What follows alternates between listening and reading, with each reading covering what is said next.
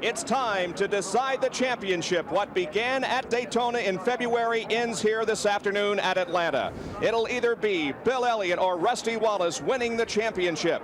Rusty Wallace has the pole for today's race. On the other hand, Bill Elliott has to start all the way back in 29th. What kind of a race will Bill have to run, Ned? Bob, he has to run very conservative here today. He has no choice but to do that. Rusty Wallace has no choice but to run flat out from start to finish. He's got to win the race, lead as many laps as he possibly can. Gary, what do the crews think? I mean, here is Wallace, who is on the pole. Did Elliott detune the car to the point where he may be out of the championship? Well, that's the big question. You know, after the Phoenix race 2 weeks ago, the guys had to decide how to prepare for this race, and obviously they went conservative, and the car qualified way back. We just hope it's strong enough for him, or I'm sure Elliott hopes it's strong enough for him to move up. Larry Nuber and Dick Bergen are also with us. Here's Dr. Jerry Punch in the pit area.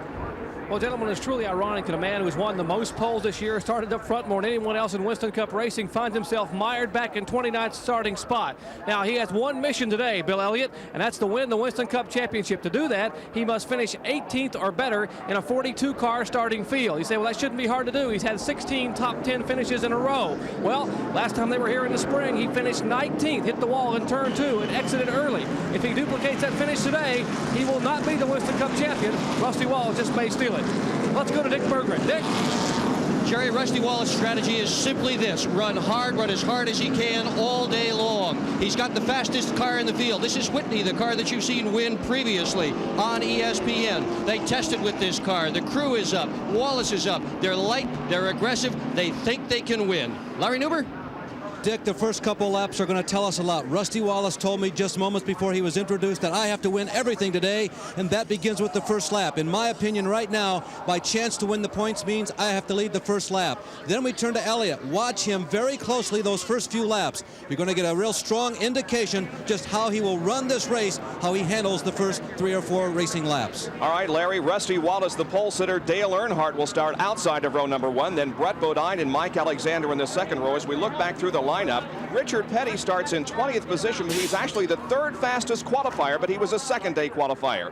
Davey Allison back in 23rd, A.J. Foyt in 24th. Cale Yarborough in his final Winston Cup race starts from 26th position. Then, of course, Bill Elliott back in 29th. So the field now is in the banking between turns 3 and 4, still being led by the pace car. However, the green flag should come out this time around. 328 laps, 500 miles of racing on this 1.5-mile racetrack. The championship is at stake. We are about to begin the decision process. There is the crowd, which has really turned out here despite the fact we had hard rain earlier today.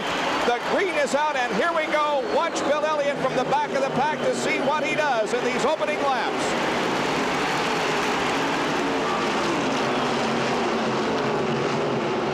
Boy, he has to take it easy, Bob, in a situation like this with a lot of cars around him.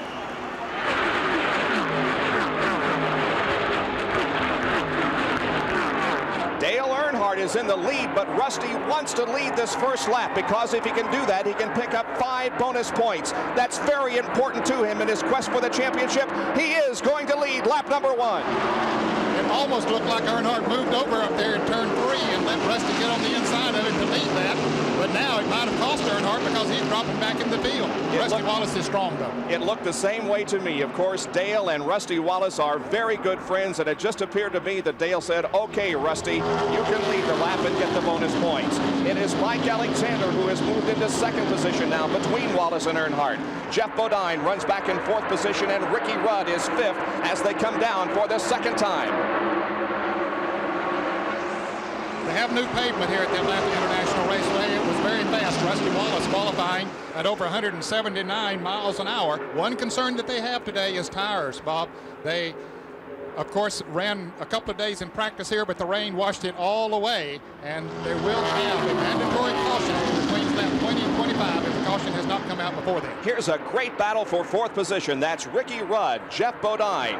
On the inside, Sterling Marlin and Brett Bodine is also right there. Behind is Terry Labonte in number 11. A good battle for 4th. Ricky Rudd has moved into 4th position. Now the battle for 5th between Marlin and number 44. And And Jeff Bodine in car number 5, and Bill Elliott in car number 9 is still back in 29th position. The Bodine brothers running side by side down the backstretch. It's Jeff on the high side in car number 5 and Brett to the inside in the number 15 Bud Moore car. Well, Brett got shuffled back a little bit on that first lap when Earnhardt appeared to slow a little bit so Rusty Wallace could get in front of him. But I don't think he had to slow down too much because Rusty Wallace has the car to be out front.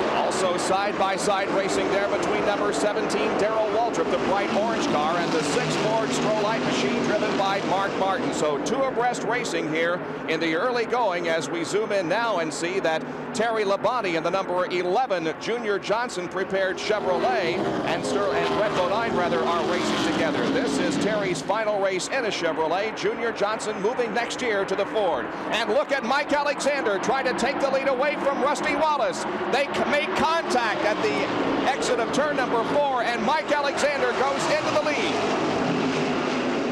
Well, Alexander, of course, wanting to show what his car will do here, and it's very fast. You can see him pulling away from Rusty after he bumped him just a little bit as they made contact coming off of turn 4. But Alexander showing some strength. And we have a car that has hit the wall up in corner number 1. It is Dale Jarrett in car number 1. So this is going to bring out our first caution period of the day. The race to the flag is on, but it's going to be Mike Alexander that wins that race easily over Wallace and Earnhardt. Boy, it was really something, for all these drivers. Like you said, Ned, the track has been repaved. As we look at Dale Jarrett's car against the wall, the track has just been repaved, and it was getting broke in during all the practice leading up to this race. Then the rain last night and this morning just washed the rubber off. The drivers really had to try and guess at the setups this morning. Let's take a look at the pass that Mike Alexander made on Rusty Wallace to go into the lead, and watch the contact between the two. Well, he comes up on him very quickly and hits him with the right front of his car, and it gets Wallace out of shape a little bit, and that's all Mike Alexander needed, was to move to the inside and take the lead. So Mike Alexander in the number 12 car, driven earlier this year by Bobby Allison, is in the lead, and there is Bill Elliott, who has not moved up much from the opening flag. Back with more of our live coverage from Atlanta right after this.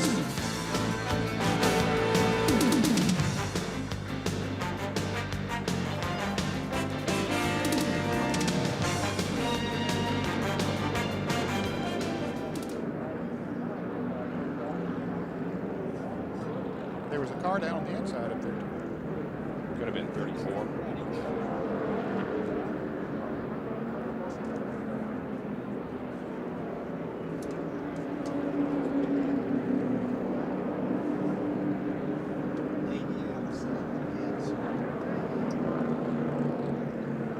Here are the top 5 with 7 laps completed in our first caution out. Mike Alexander is the leader, Rusty Wallace second, Dale Earnhardt is third, then Sterling Marlin and Ricky Rudd. Wallace has led laps, so he has picked up those 5 bonus points. We are cautioned because of a spin as you look at the 6 through 10 standings. A spin and a contact with the wall in turn number 2 involving Dale Jarrett. Also spinning in that incident was the number 34 car that's driven by Rodney Combs.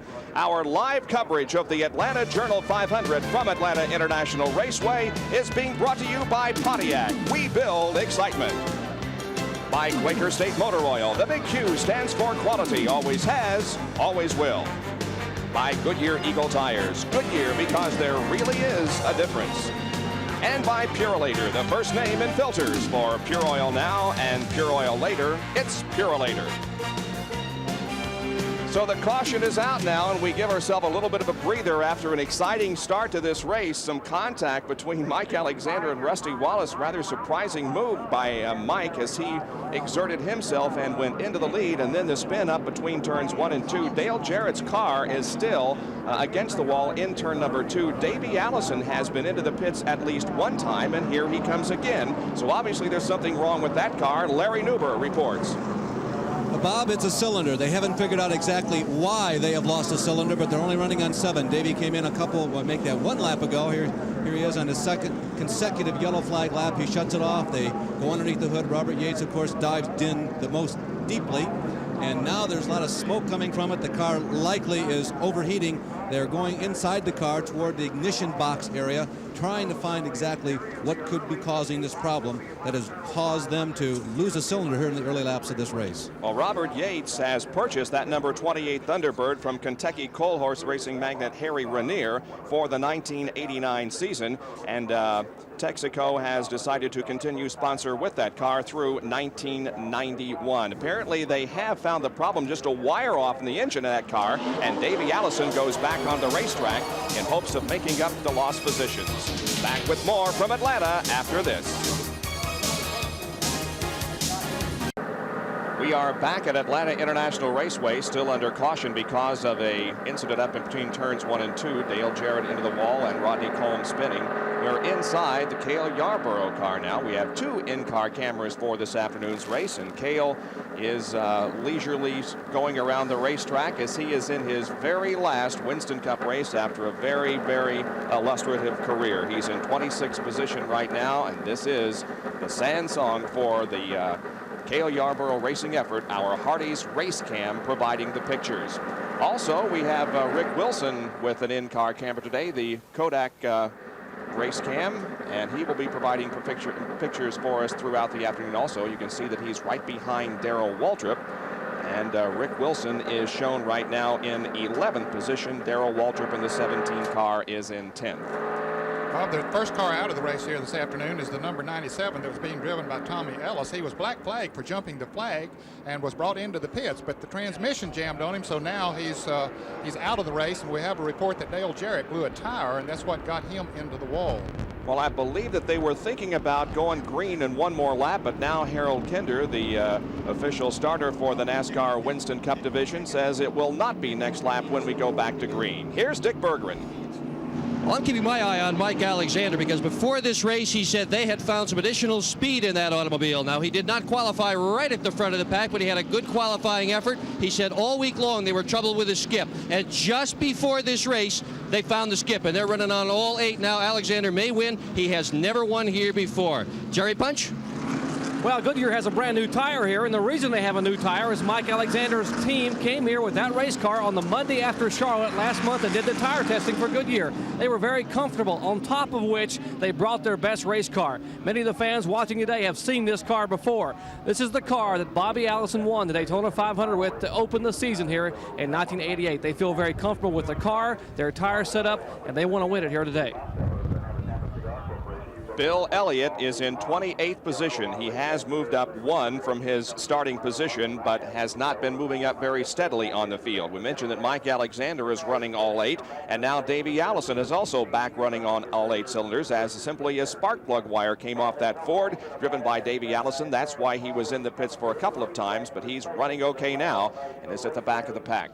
Bob, we've noticed that not many of the cars have made pit stops, especially the front runners. We understand that NASCAR will throw that mandatory caution that we mentioned earlier once they have run 20 to 25 consecutive green flag laps. They're doing this because of all the rain to check out the tires to be sure that everything is okay. They're being given the signal now for one more lap. We'll get the green the next time around.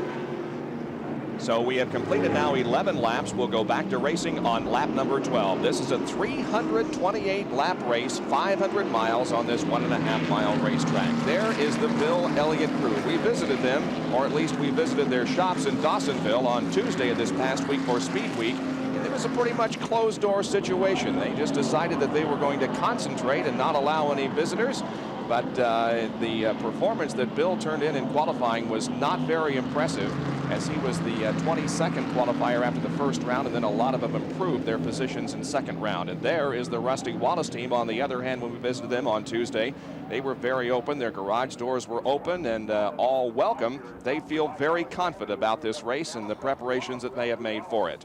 Well, they know that they just have to go out there and run as hard as they possibly can and let the chips fall where they may.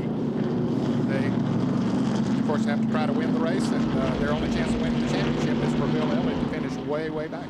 Well, this is the last race of the season. Everybody's bringing out their best. You know, you don't hold anything back now. This is, you got to bring everything you got. Even if you're 15th in points, you want a good showing. Everybody wants to go out with a bang and have some momentum going into next season. So we're going to see some big-time racing all the way through the field.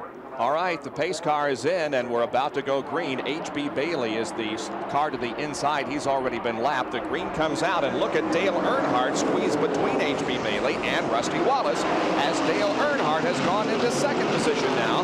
Mike Alexander leads the field through the first and second corners once again, with Dale Earnhardt now challenging Mike Alexander down the backstretch for the lead, and it looks like he's going to go into the lead rather easily. And here comes Rusty Wallace also, maybe. 5 cars here make it 6 cars are nose to tail. Now it's Mike Alexander moving high on the racetrack once again in the 4th turn as Dale Earnhardt is going to apparently lead this lap number 13. Indeed he does. Earnhardt picks up 5 bonus points. Rusty looked a little loose going into turn 1 there. I don't think that he's intentionally falling back here. The front 3 cars pulling away a little bit. Rusty wants to stay up as near the front as he possibly can because he knows that there is a lesser amount of trouble up front, and he wants to stay up there in as clean an air as he possibly can. But Ricky Rudd looks like he has a problem. No, he's going again now. He and it looks like Rusty Wallace and Ricky Rudd bumped. 3 abreast racing at the stripe. Marlin on the inside in car 44. Alexander in the gold car number 12 in the middle. And Dale Earnhardt, the black number 3 to the outside. Now it's a Marlin and Earnhardt race through the first and second corners. Sterling Marlin is looking strong here in the opening laps. He started this race in 8th position, but they are battling. He is battling Dale Earnhardt tooth and nail down the backstretch. Alexander won't give up also, and Rusty Wallace battles back. Some contact again between Sterling Marlin and Dale Earnhardt. You saw the smoke coming off of the car. Could this be because of the new pavement? I think it's because they're running so fast and everybody's wanting to run up front. Actually, the new pavement should let them stick a little bit better than they would on the old pavement, but they're just driving that hard, everybody wanting a piece of the front.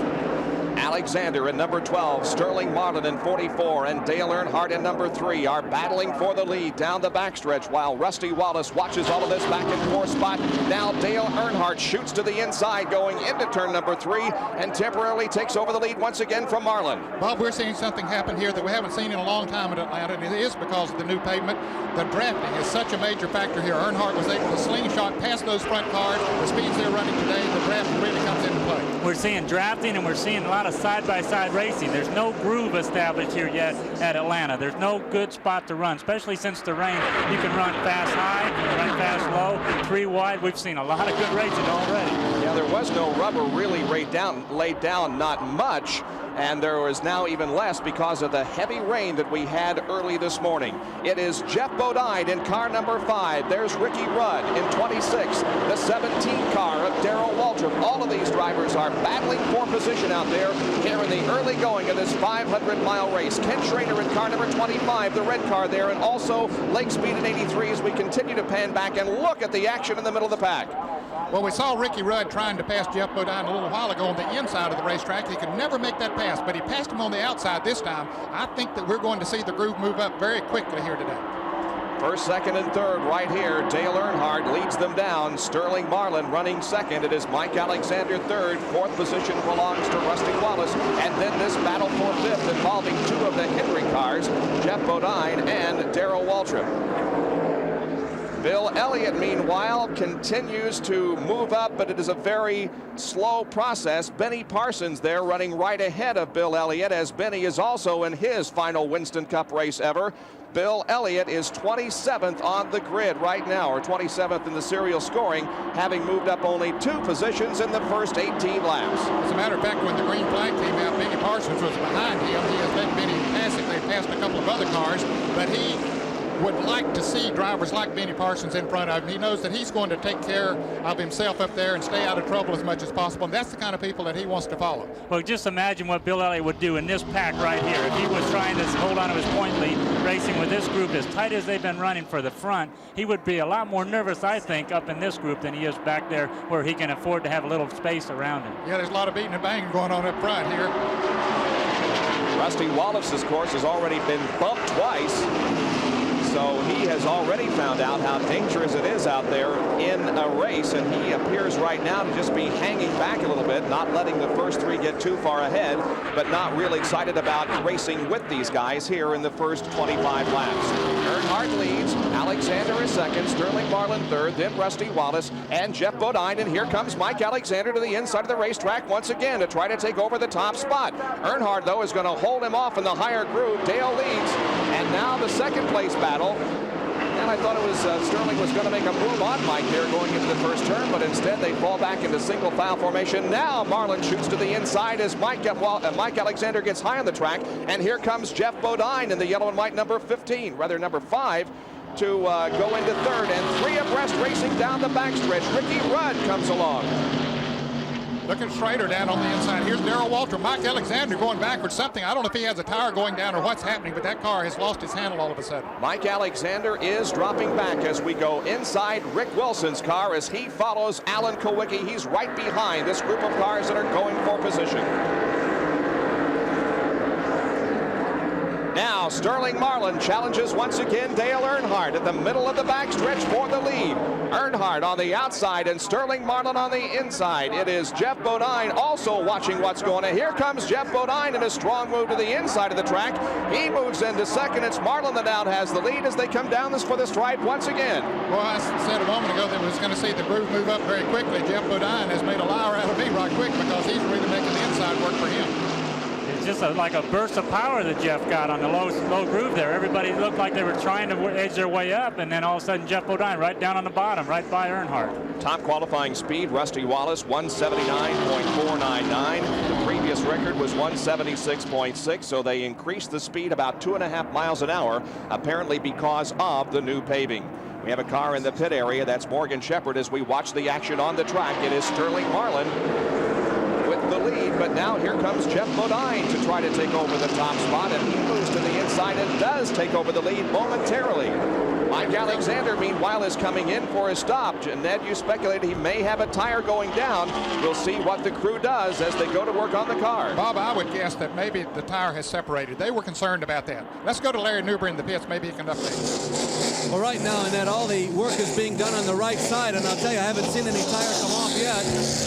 Now I see it lying on the ground. Both right side tires have been changed. The yellow flag comes out on the track. I'll take a look at the tire. The one coming off the rear appears to be in pretty good shape. And now they're wheeling the one that came off of the right front over the wall too. Well, Mike Alexander just pitted one lap too early because NASCAR has thrown the mandatory caution flag to check tire wear, but Mike came in just one lap too soon. And he has gone a lap down to the field. Very unfortunate situation. It looked, when they pulled off the right rear tire, it looked like it was a little low on air pressure. It may have been a real slow leak on Mike Alexander's right rear, but it cost him a lap. So the field is slowed now, and we will see most everyone coming in. Now, will Bill Elliott stay out this time, hoping that everybody else will come in and he can get the 5 bonus points for leading a lap? I'll bet if it works that way that he will. We'll watch him and see. Here we see all the front runners coming into the pits. That means about 24, 25 cars are going to have to pit in front of him. Let's go to Dick Bergman in the pits while we watch Bill Elliott. Well, Rusty Wallace is one of those cars that's coming in for a pit stop. They're going to at least take on right side tires. Now they're going to make a 4-tire change. That's reasonable. About everybody here should take on 4 tires. This is an opportune time to do it. Everybody is using scuffs. In other words, tires that have already been broken in to try to prevent blisters. They're less likely to blister. Rusty Wallace now with the right side tires changed. His left side tires are going on. I see no blisters anywhere so far. That's good news. Rusty, gone. Jerry Futch. Well, Bill Elliott is entering his pits at the far end of pit road, the very first pit on turn 1. Most of the other field comes roaring by. Elliott now will get right side tires in the car, and they move around to the left side and will change the left side tires. Dan Elliott and the rest of the milling crew now putting fresh rubber. And so far, I see no blistering, no separation for any tires coming off the Elliott car. A lot of cars come rumbling by. Elliott off the jack. He is down in the way. Both Rusty Wallace and Bill Elliott and nearly everyone else have come in for a check of the tires as we are at lap number 26 here in the Atlanta Journal 500. The car that did not pit and is in the lead at the moment is the number 71 car of Dave Marcus. We'll resume our live coverage in a moment from Atlanta International Raceway. AFC East rivals New England and Miami will match up tonight as we present NFL football tonight at 8 o'clock Eastern Time, live from Joe Robbie Stadium in Miami. Both teams 5-5 in their division. Should be a good game. The Patriots and the Dolphins tonight at 8 o'clock Eastern Time, live here on ESPN. Well, in the Atlanta Journal 500, we have completed 27 laps, and we are cautioned because of a mandatory period that NASCAR has thrown to check the tires. And you can see some of the checking going on down in the Richard Childress Dale Earnhardt pit. Let's go to Dick Berggren. Well, the reason they were concerned about tires, Bob, is that yesterday there was an ARCA race on this very same speedway that used these very same tires, and several of the cars blistered tires. To make matters worse, it rained overnight. That washed all the rubber off the racetrack, which makes it still more abrasive. They were concerned maybe there would be a blistering problem today. However, blistering relates to a number of things, one of which is how well people can set the chassis up. I just took a walk up and down pit road. These are the best guys in the world, and I didn't see a blistered tire here anywhere. It looks like we're going to be in good shape with tires this afternoon. Well, let's hope that remains that way. It's a little bit warmer here, I think, than it has been the last couple of days since the sun came out after our morning rain. The humidity has also stayed up, and it's a very warm afternoon, so that too may play a part in the tire wear on this new pavement here at Atlanta. We're getting set to go green once again. The signal has been given. Next time around, we'll be getting green. And Bob, we speculated as to whether Bill Elliott might stay out there and lead a lap. He did not. He came in with the rest of the leaders. He didn't want to give up any track position, try to gain as many positions on the racetrack as he possibly could, and hopefully that he can lead a lap a little bit later. Well, Dick Berggren mentioned the ARCA race that we had yesterday here at Atlanta. There was a very terrifying crash during that event. The car involved was Don Marmer, and we have some video of that crash. Now, Lee Raymond in a red car number 1 will get high on the racetrack, lose control, and bump the outside wall. Then his car will slide down the banking, and he will collect Don Marmer, whose car hits the end of the pit wall. A terrifying impact there as Marmer's crash overturns twice. Dr. Jerry Punch was right there on the scene. Jerry? Well, we got an update this morning, and thankfully Dr. Edward Mason, the chief of trauma surgery at Georgia Baptist Medical Center, said that Marmer was serious but stable. He was in surgery for extremity fractures until 3:30 this morning. He has a lower spinal cord fracture, lumbar sacral spine, low back fracture actually, and of course he has a multiple contusions and a frontal lobe contusion and concussion, but otherwise he is neurologically intact, and that's very thankful. Good news for Don Marmer. We're back to green here in Atlanta. Comes out, we're back to racing, and Dale Earnhardt is in the lead of the Atlanta Journal 500 with Jeff Bodine running in second position, and they go down the backstretch. Bill Elliott is in 25th position. He just has not moved up very much on the field since the drop of the green flag, but it's very, very early in the contest. Here they come down the straightaway once again. Mike Alexander in car number 12 is in third position. Then comes Ricky Rudd in car number 26. Happy O'Bonnett. And actually, Mike Alexander's a lap down. He had made an unscheduled pit stop just before the lap before the caution came out. So he'll be trying to get up there and pass those front 2 cars to get back in the lead lap. Side-by-side racing involving the number 44 car of Sterling Marlin, the number 17 of Darrell Waltrip.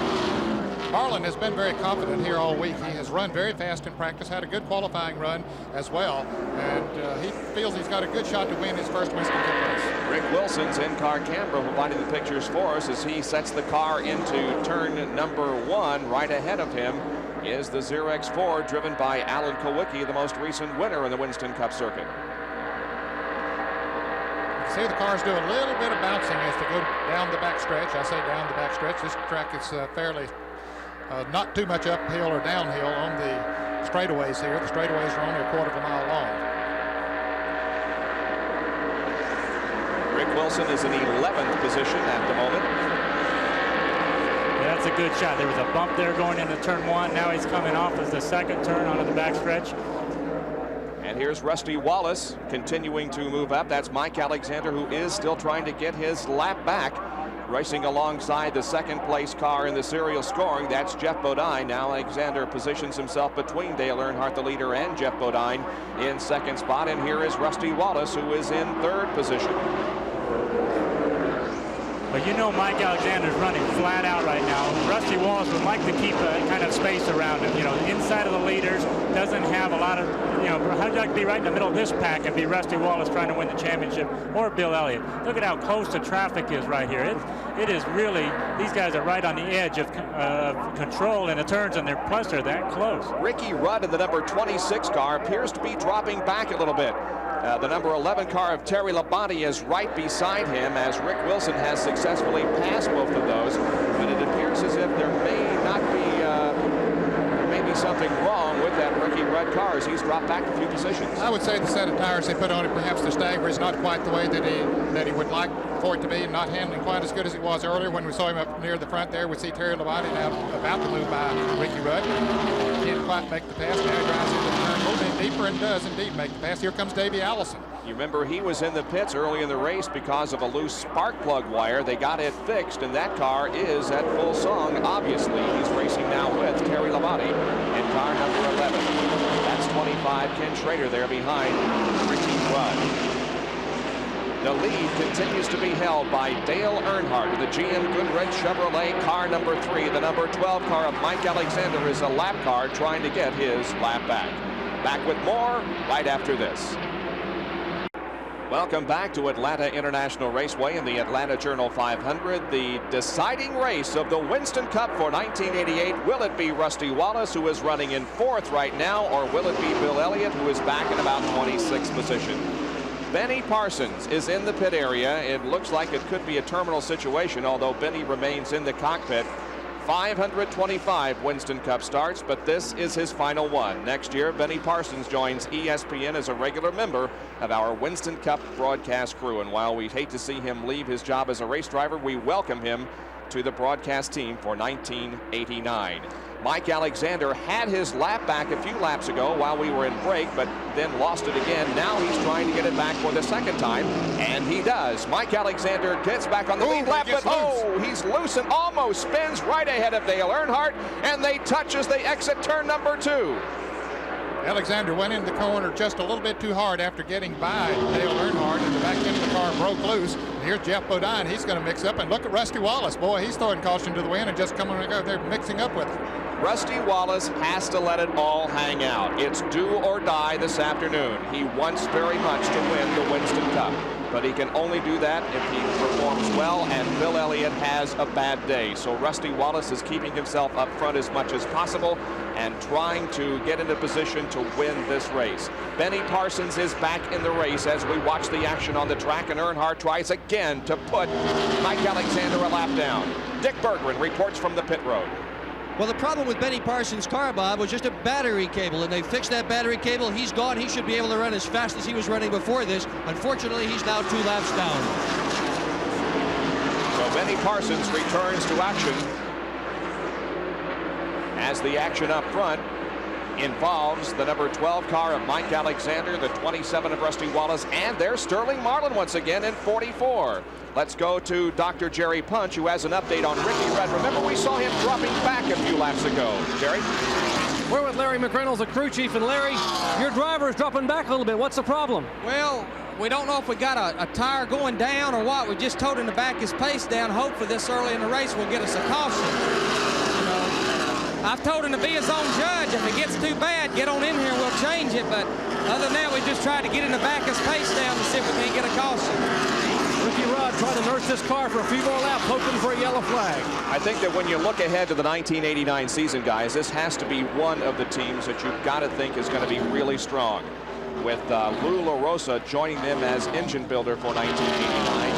And they've also made some other staff changes. I think this is going to be a team to be reckoned with in 1989. Yeah, I don't think there's any question about it. Ricky is really pumped up. He said he hated to see the season end because things have been going so well. They've been running so good in recent races.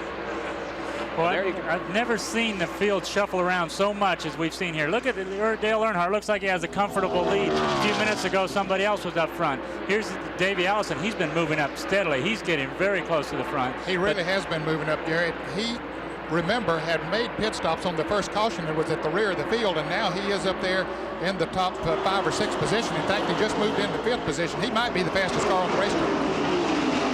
I believe you're right. Davey Allison is moving that Haviland Ford toward the front. Bobby, his father, was here this weekend. We had a chance to talk with him earlier, and he's a Grand Marshal. crucial for today's race. So Bobby Allison looking very well and very enthused about his son's racing career. Davey, of course, in Winston Cup, and yesterday son Clifford participated in the ARCA race but dropped out early with a mechanical problem. There is the lead once again, held by Dale Earnhardt from Mooresville, North Carolina. He started this race from outside of row number 1. He was eliminated, of course, from the possibility of winning another Winston Cup at Phoenix. So is it easier knowing that you don't have to worry about the points battle? Well, that's true. We can go out here and try to win the race. Looks like we're going to end up around third there in the points, but it's been a halfway decent year, Ned, but you know, it's not been that championship year. All we can do is go out and try to win this race and watch Rusty and Bill race for the championship. Just wish we were there. So Dale Earnhardt wants very much to register another victory in the 1988 Winston Cup season. One very interesting thing, he has not won a pole position for this year for the first time in a long time. Davey Allison just continues to move up through the field. He's already up to third place now. And trying to take over second from Rusty Wallace. Boy, he is really moving. Allison and Rusty Wallace are side by side exiting turn number 4. They come down the front stretch. Wallace with a slight advantage going into turn 1. No, perhaps it is Davey Allison who has the slight advantage. And it looks as if he is going to go into second spot. So that spark plug wire, Gary, not anything that really causes a terminal problem. Well, no, not early like it was. They were able to pull in and put the spark plug wire back on. But the question is, what made it come off? You know, was it a bad boot on the plug wire? The boot is what holds the wire onto the spark plug. When it gets hot, does it expand and come off, or is there actually a split in it? I bet Robert Yates, especially later in the race with Davey running this strong, is really going to be asking himself those same questions. I hope it stays on there now. Well, Darrell Waltrip trying to move up a moment ago there on the car number 44, which is being driven by Sterling Marlin, but his car got a little bit high. He had to back off, and there is Alan Kowicki coming into the picture back there too. So a lot of good racing up front here. Rusty Wallace running in third place, so that's third, fourth, fifth, sixth, and seventh that we're seeing on the screen there right now.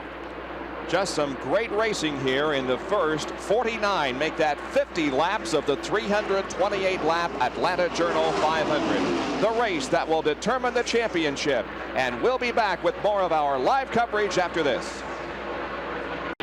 We are back at Atlanta and some real drama being played out here. First of all, let's tell you the yellow flag is out. We don't see an accident on the track or anything like that. It could be a debris caution. Rusty Wallace came in for a pit stop. Apparently a tire went down on the car. Let's go to Jerry Punch for an explanation. Well, just a couple laps ago, Rusty radioed in and said, I got a bad vibration in the car, Barry. Talking to Barry Dotson, the crew chief, I'm coming in. They went scampering around and they changed the right side tires, and they're still checking back here. And Barry says, we think we had an equalized right front tire. First they thought it was flat, and now I believe it just equalized. The inner liner equalized pressure with the outside of the right front tire and began to bounce and vibrate violently. Now, Rusty Wallace apparently will not be coming back in. He opts himself to come in. They've told him stay out and try to get that lap back, get back in the lead lap, which he did not lose a lap, as everyone else makes their way down pit road. Jerry, he will be coming back in because he's been black flagged by NASCAR. Why, I don't know, but he will be back in. I think, Bob, what happened is the caution came out as they came down through there. Rusty was not quite in front of Davey Allison, even though he passed Davey and went on around. I think he is a lap down. Let's go to Dick Berggren.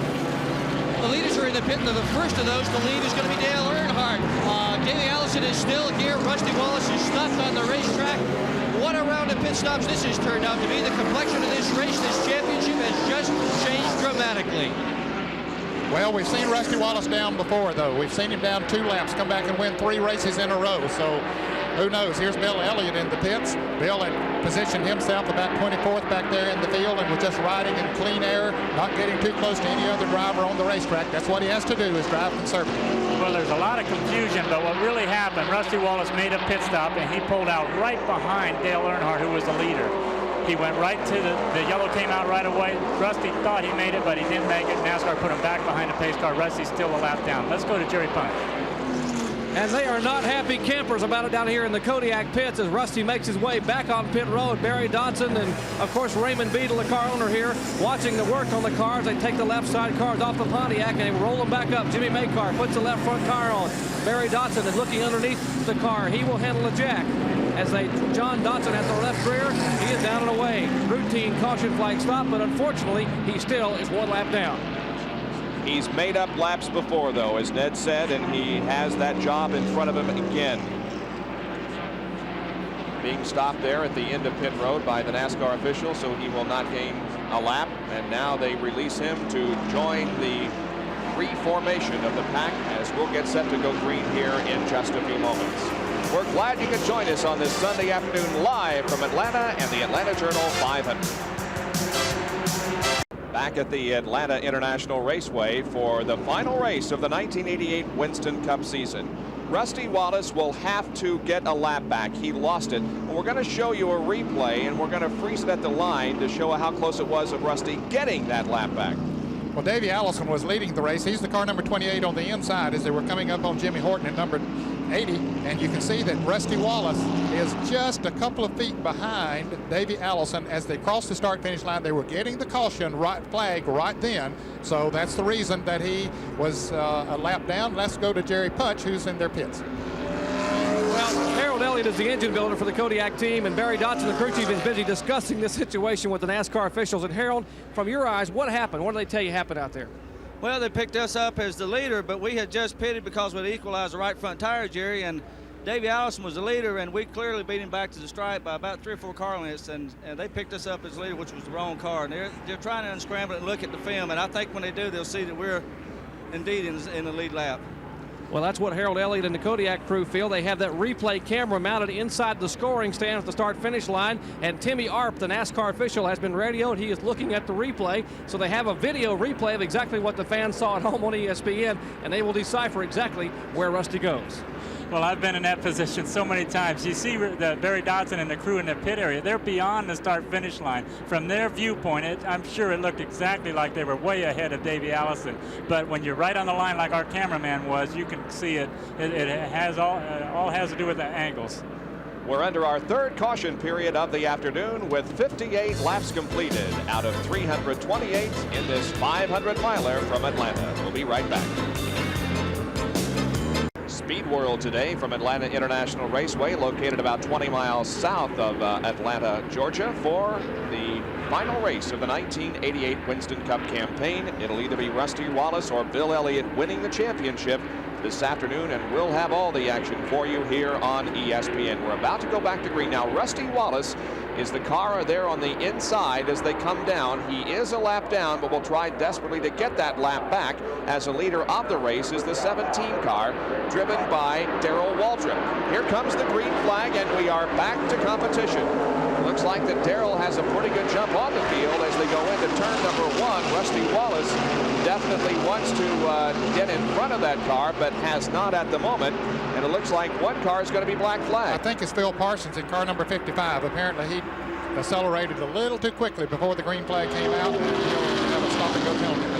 All right, the number 7 car of Alan Kulwicki is second. Now here is Rusty Wallace moving to the inside of Darrell Waltrip, and Rusty does get his lap back, so he goes to the lead lap now in make that 32nd position.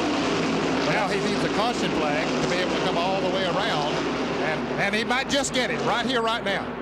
And that car, it looked like blew an engine right in front of Bill Elliott, but Bill was able to go on around. I believe that's Brad Teague in car number 67 that apparently let an engine go, but we don't have a yellow yet, so we'll see. Maybe there was no oil put down on the racetrack. Wallace is certainly hoping for the yellow as he comes back to the stripe as they battle for the lead. Alan Kulwicki down on the inside of Darrell Waltrip.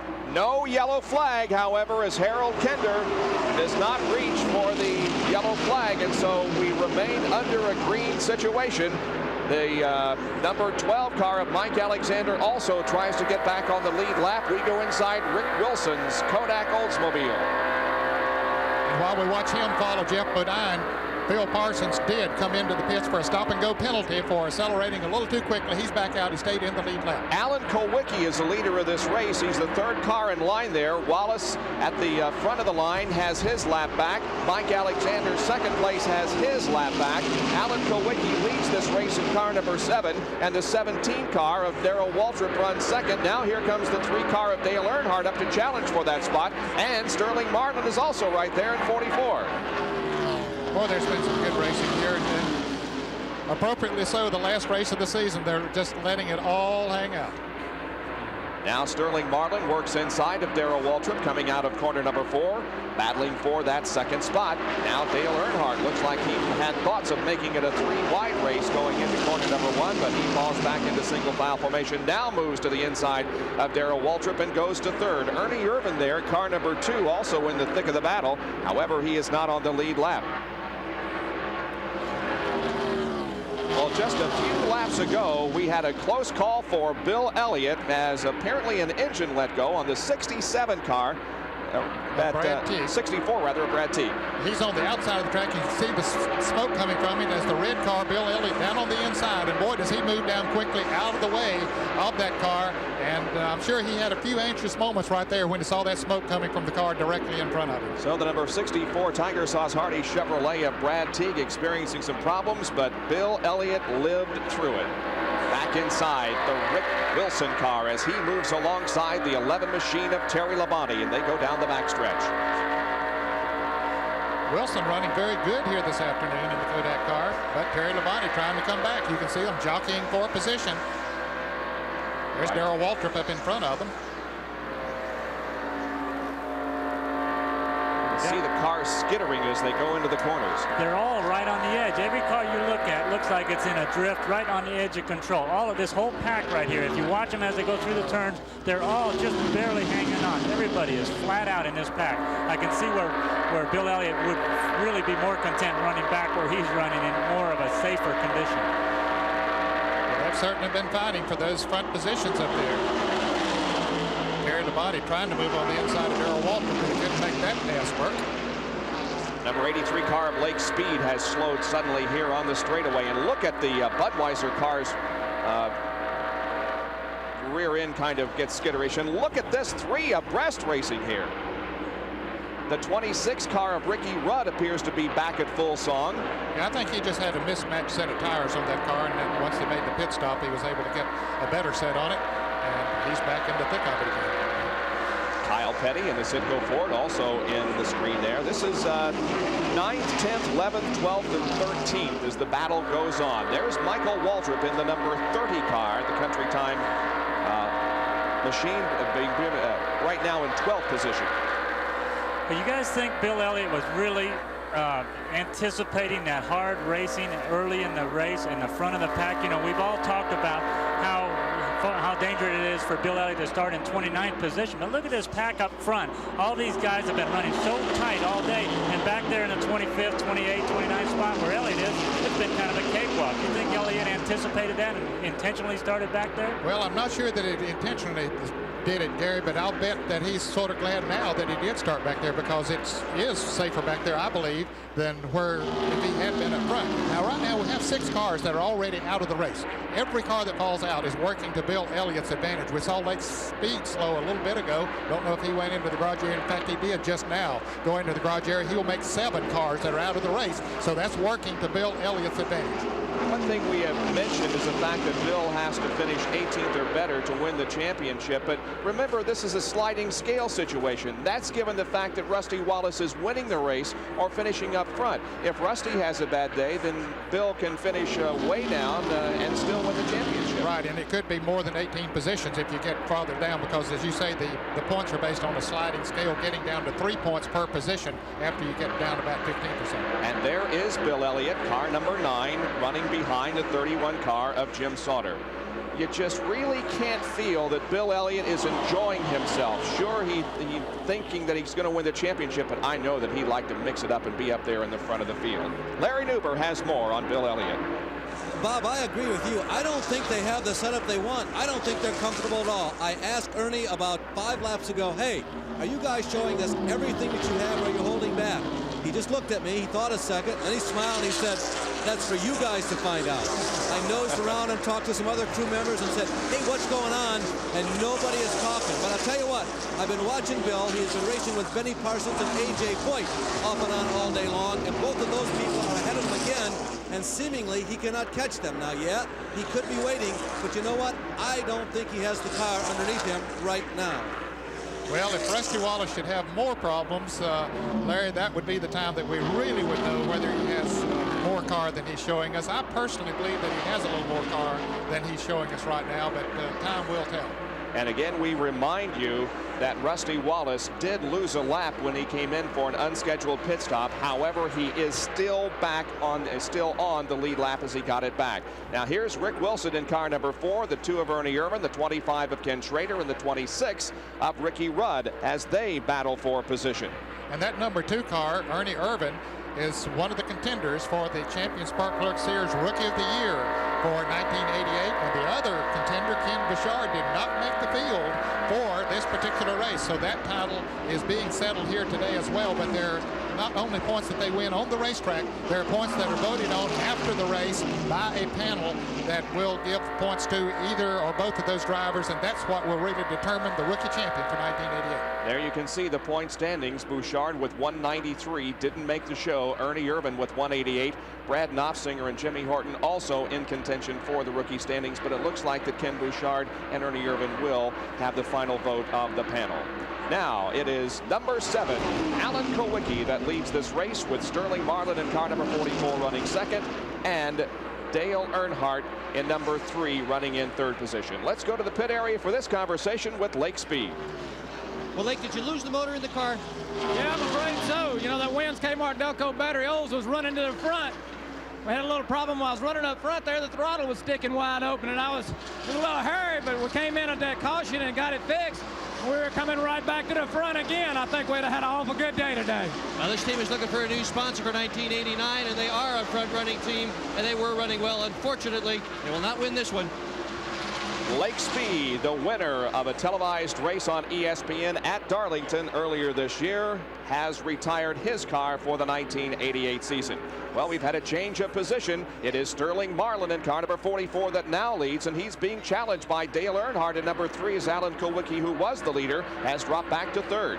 And while they race up there for that position, Rusty Wallace has pulled over 3 seconds out in front of them. Of course, he still needs a caution, but he has pulled away. And look at this pack that Bill Elliott is running in. So he's not running quite as conservative as he was a little bit earlier. He's getting in there beginning to mix it up a little bit. Yeah, but you'll notice that he is at the back there and not really taking too many chances. Now, well, at least he thought about moving to the inside of the 31 car, but decided against it. But there are a string of cars ahead of him. Now he goes to the inside of Jim Sauter, and that could be the first car he's passed all day. Well, you know, if the old story, especially what I've seen since I've been in the booth with you guys this year, is that the accidents are always somebody up in front does something and the driver says, I saw it, I let off the gas, and wham, I got hit from behind. Bill Elliott's aware of that, I think, and he's being very careful who he lets ride behind him. You know, he's going to catch back up to this pack, I bet you, and you'll see another gap of 10 or so car lengths between him and the car directly behind him, if he can pull away. If he can't pull away, he'll end up following somebody, but he doesn't want a lot of traffic right behind him. And one thing he does want to do is to try to run fast enough to stay in the lead lap. And he is in the lead lap at the moment. He is shown now in 23rd position since he passed the 31 car of Jim Sauter. That moves him to 23rd spot. But there is the leader, the number 44 car of Sterling Marlin. We have the top 5 at the moment, and also can show you where Bill Elliott is running right now.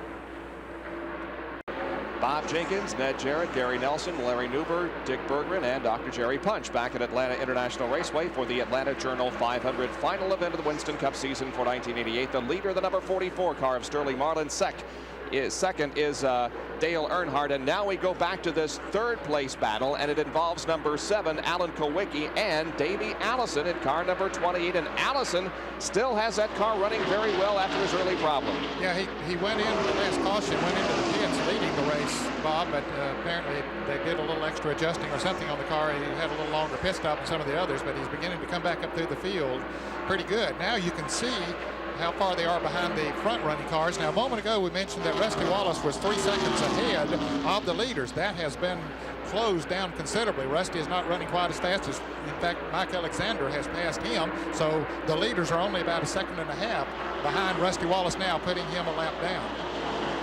So they're gaining on him. Rusty Wallace. Okay, you can see him in the middle of your screen, and not too far back there, you can see the leader, car number 44 of Rusty Wallace, and you can see the 12 car of Mike Alexander up in front of Rusty Wallace. Let's go to the pits and Jerry Punch, who is with the crew chief on the Kodiak Pontiac.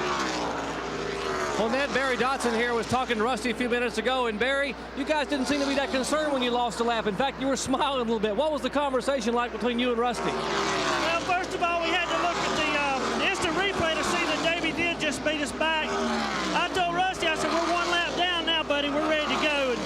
And he's not worried about it. We're not worried about it. We'll see what happens. Well, the last 3 times they've won, they've come from 2 laps back at Charlotte, Wilkesboro, and Rockingham. So they said, hey, we get a lap down. Now we got to run and start at them. So we're not concerned at all. Well, Rusty Wallace is on the lead lap, and he is positioned just ahead. And caution is coming out. Richard Petty is into the wall over on turn 2, down the backstretch. There it is, and he has hit the wall rather hard on the right side of that car. Extensive damage. Richard Petty in the STP Pontiac car, 43 crashes on lap number 85. It brings out the caution, and Rusty will now be able to encircle the entire track. He and Mike Alexander as well. A tough break for this man who's had a lot of tough breaks this year. Richard Petty, 7-time NASCAR Winston Cup champion. 1988 hasn't been his year.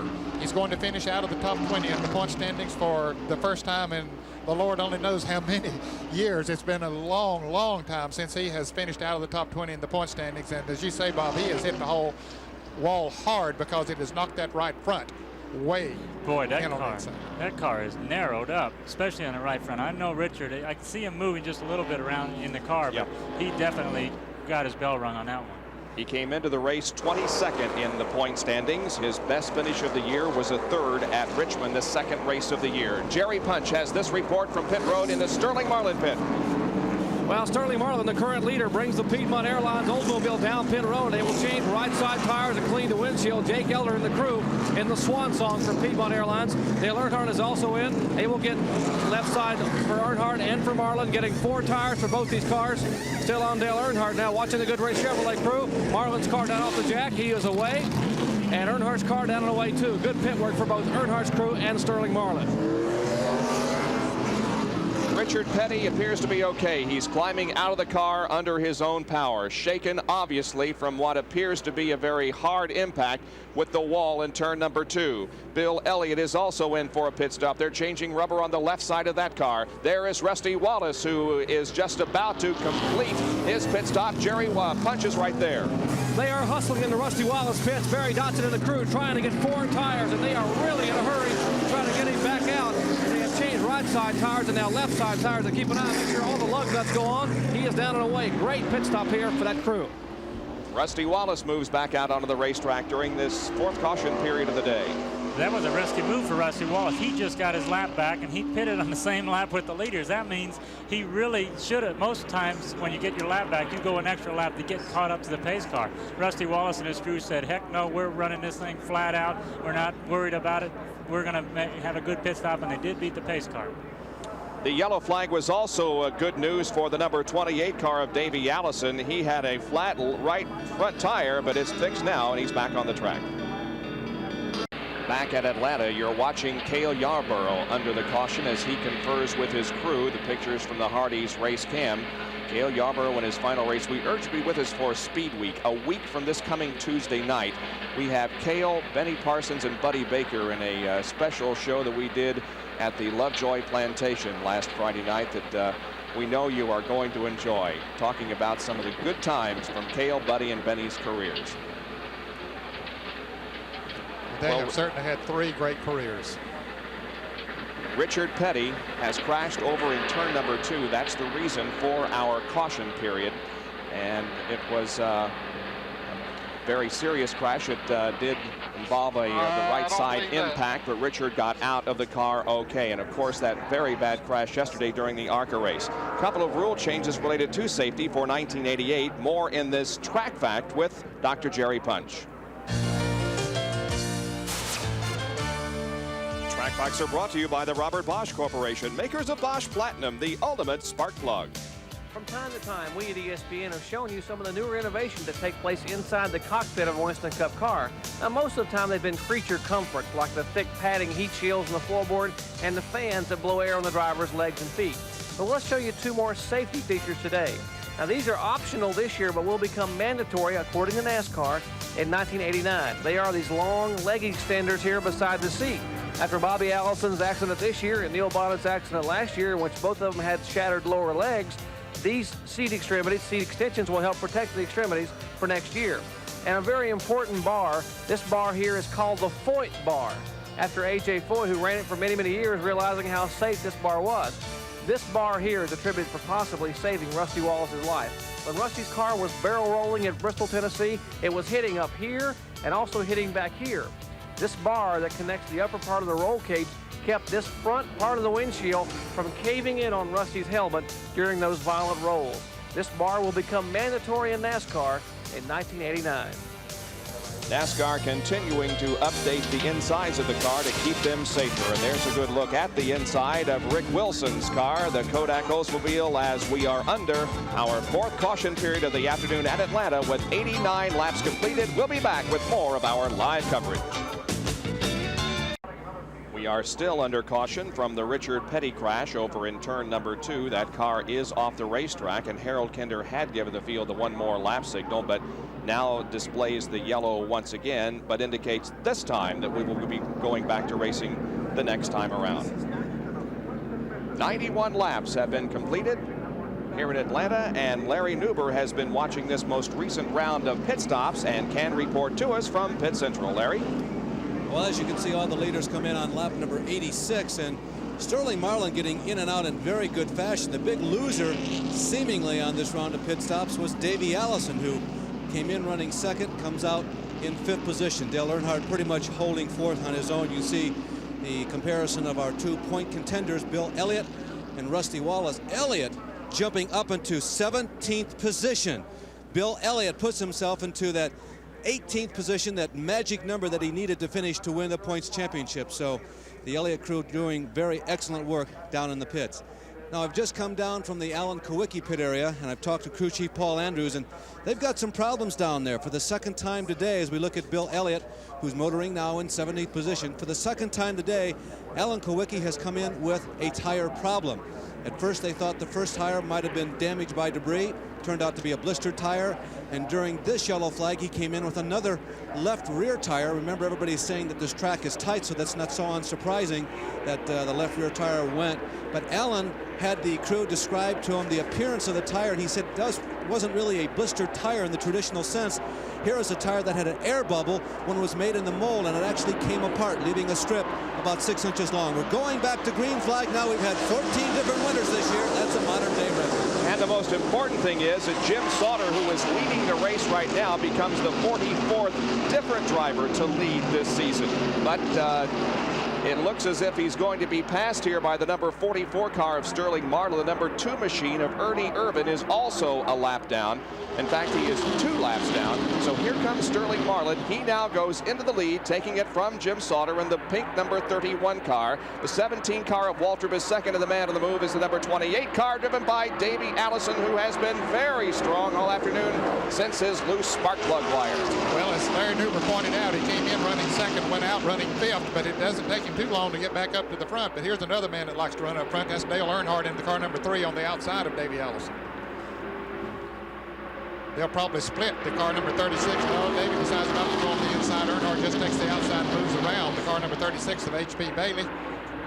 Earnhardt moving up into the 4th position.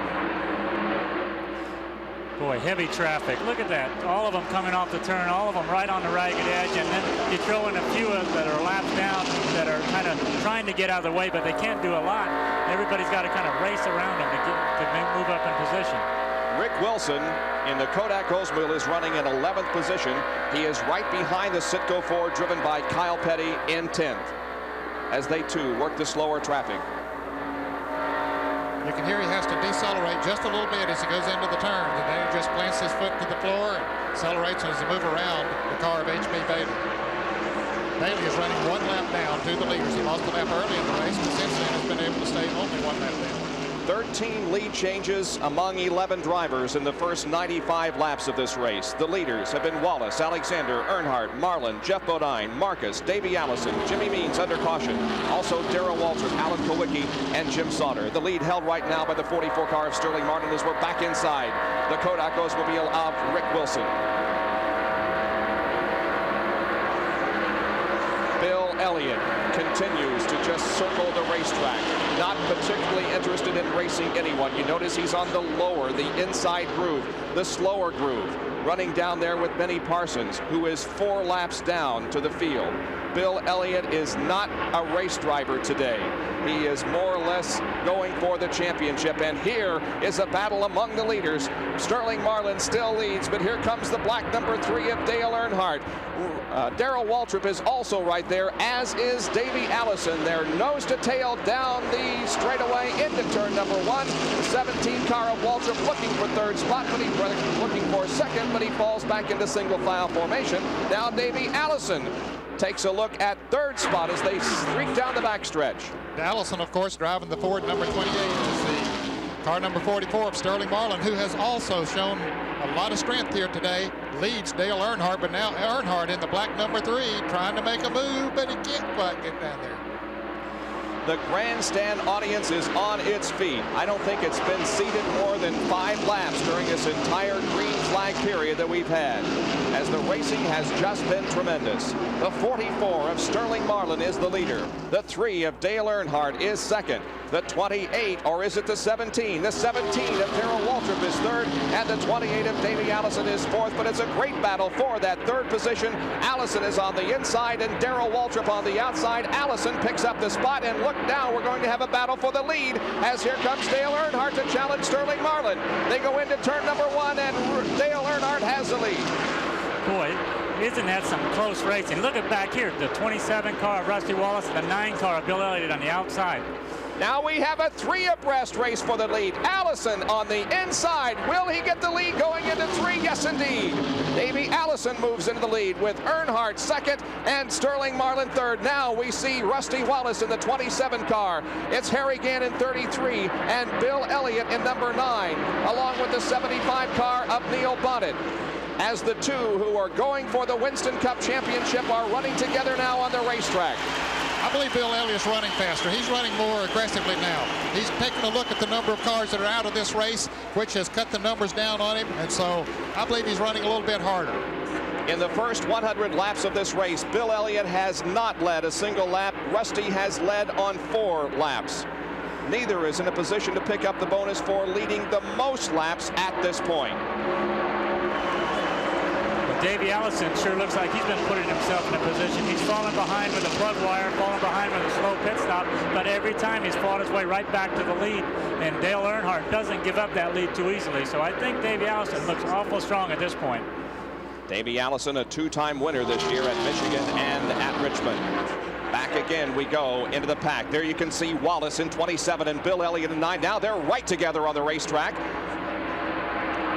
Elliott is definitely running harder than he was before, because Rusty Wallace, you can rest assured, is not leaving anything in that Pontiac. He's getting everything out of it that he has, and Bill Elliott staying with him now. Well, you know those drivers that are around Bill Elliott and Rusty Wallace know the situation too. They definitely don't want to have anything to do with messing up the points battle, so they're going to give them some extra room. Dick Beatty, the competition director of NASCAR Winston Cup Racing, has told them in the last 3 or 4 drivers meeting, gentlemen, you know what the situation is. There are 2 drivers that can win this championship. If you wreck one of them, you better back up and get the other one too. You better take both of them out at the same time. If the race were to end right now, Bill Elliott would be the Winston Cup champion, but we've got a long way to go.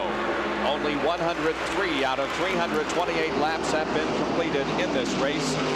And at the moment, both Rusty Wallace and Bill Elliott are in the mid-pack trying to move up toward the front.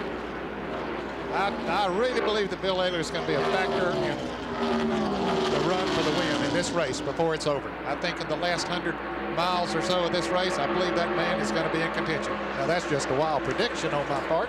Ooh, contact there between the number 5 car of Jeff Bodine and the 12 of Mike Alexander. Alexander has been running strong all afternoon. Now Rusty Wallace moves to the inside of the 5 car of Jeff Bodine and takes over another position, and there is Bill Elliott right behind Jeff Bodine.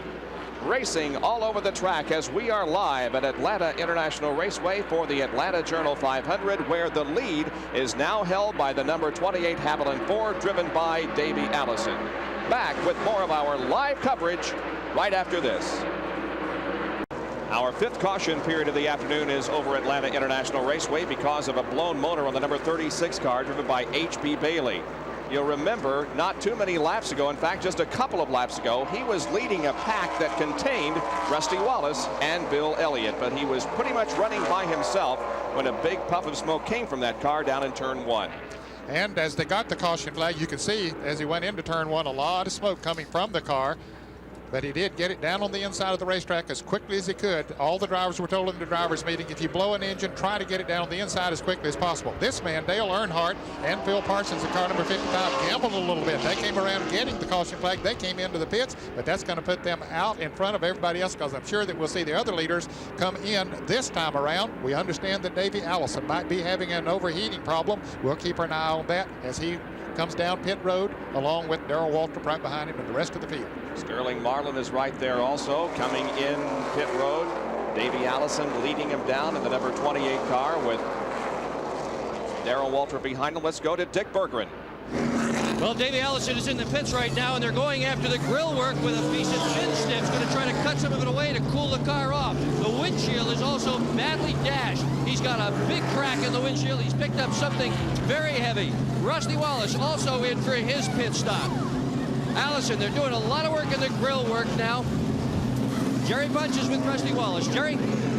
Completing the right side tire change on the Rusty Wallace car. The Blue Max crew coming around to the left side just a moment. A lengthy pit stop in the right front. They have a problem. Jimmy May car apparently had an air jack problem on the right front tire, and now they finally will get around to the left side. It will cost them valuable time. Let's go down to Bill Elliott's pit. Larry is there. Larry? Jerry, there was no such problem down here. Bill Elliott is gone already because he stopped under yellow flag conditions, but it didn't look like it.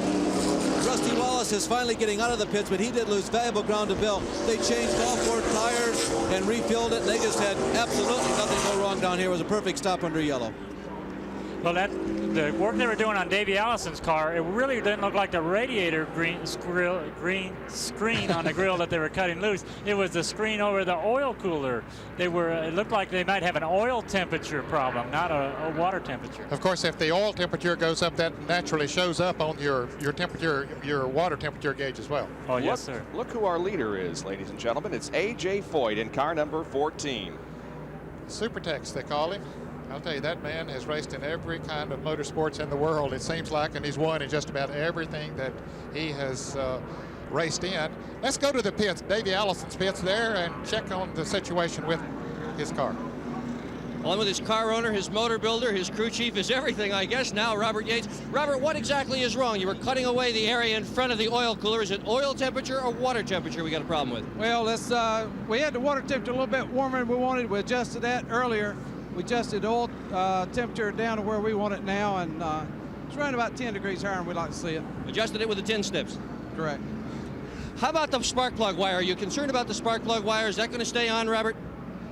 Well, I hope so. It's a left side plug wire, and if it can keep turning it to the left hard, maybe a centrifugal force to hold it on, but if, the slightest jolt might jar it back off.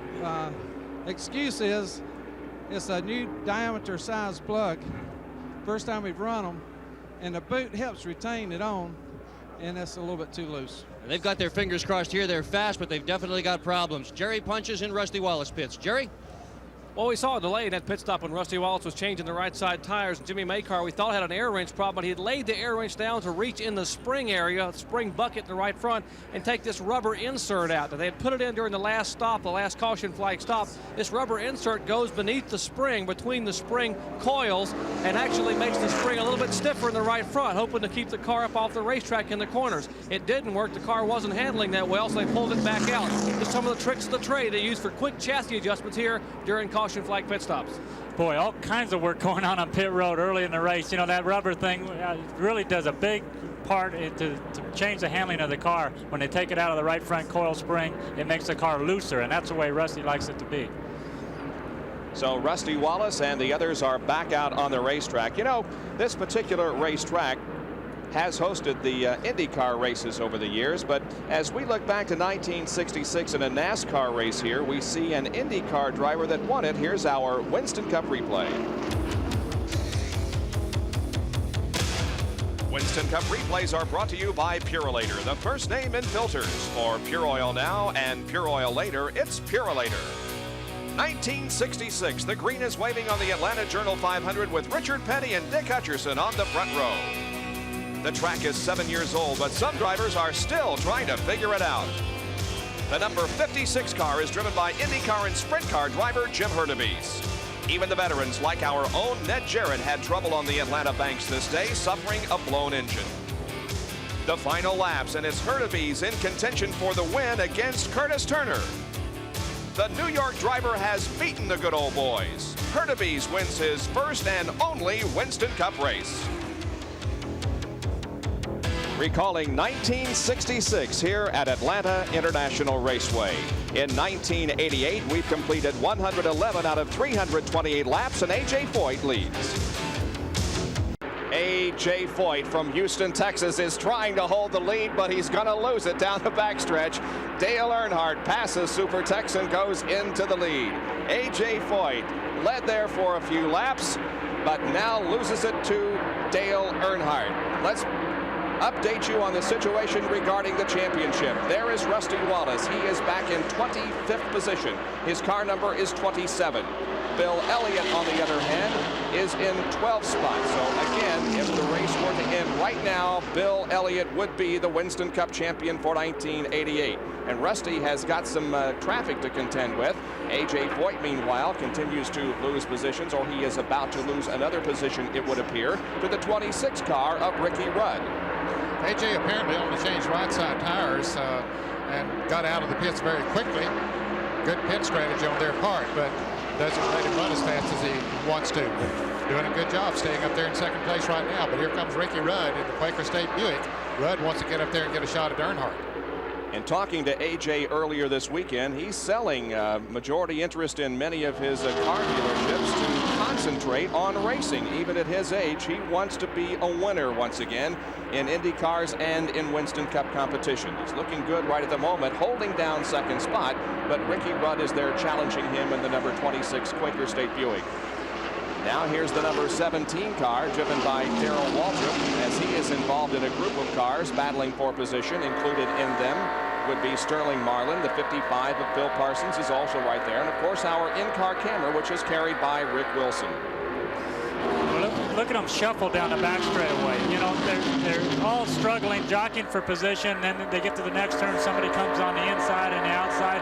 This is close racing. These guys are going to earn their pay today. Every one of these drivers is right on the edge all the way around the racetrack. When you think about super speedways on the Winston Cup Trail, you automatically think, of course, of Talladega, of Daytona. But believe it or not, this is the third fastest racetrack that the Winston Cup cars compete on. And of course, it's even faster this year because of the new pavement. There is Darrell Waltrip in car number 17.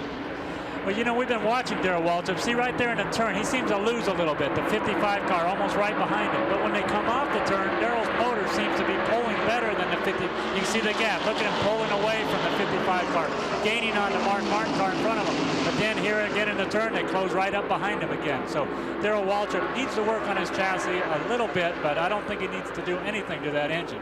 This is Darrell Waltrip's 33rd Atlanta start. He won here in 1977, and he won in 1982. He has won twice this year in Winston Cup competition, winning at Charlotte in the 600-miler and at Martinsville. Well, that was another good example. Darrell Waltrip right on Mark Martin's bumper going into the turn. When they come off the turn, he's 5 lengths back, and then he gains it right back again on the straightaway. So Darrell Waltrip really has the horsepower today. Bill Elliott, meanwhile, is at the tail end of this pack of cars that are running in single file formation. Quite a string of them. There we see Jeff Bodine in the yellow and white car number 5, and there's Bill Elliott in car number 9 as Kyle Petty tries to move on the inside of him, but doesn't quite make the pass that time. Yeah, Bill Elliott showing a little more strength as we go, doesn't he? You know, just at the beginning we thought, well, does he even have a car fast enough to compete? But now he's never been more than a half a lap behind the leaders, and he's showing a little more strength all along. He is in 13th position. Bill Elliott is in 13th. The race for second spot, meanwhile, is heating up. Make that third position. Here is Davey Allison in car number 28 on the inside of A.J. Foyt. And it is Davey Allison who goes into third. The leader is Dale Earnhardt. Second is Ricky Rudd.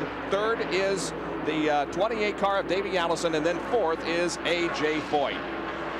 But once again, Davey Allison battles back. But that's got to be the most strength we've seen out of A.J. Foyt. You know, he's right behind Davey Allison here and kind of holding his own. He led under green. You know, everybody's got to be somewhat of an A.J. Foyt fan. To see him lead the race under green, there he is on the screen. Just, you know, I'm sure that makes A.J. feel good to be running this good. Let's see if we have a change of position here for second as Davey Allison works on Ricky Rudd in turn number 2. Allison goes to the inside in the Haviland Ford. The Quaker State Buick of Ricky Rudd is on the outside going into turn number 3. Davey should gain the position here. His car's working well down on the low side of the racetrack, and he does take measure of Ricky Rudd just by driving by just down on the inside. All right, so Davey Allison now goes to second, Rudd back to third. Let's check with Larry Newber with Dan Elliott. Now, Bob, I've been hovering around the Elliott pits watching them work, and they're very intense. Ernie was too busy to talk to us. There's no rudeness going on down here and no panic. It's just a lot of concentration. The most relaxed guy is Dan Elliott. Danny, you guys are quicker now than you were earlier. Is that by choice or by chance?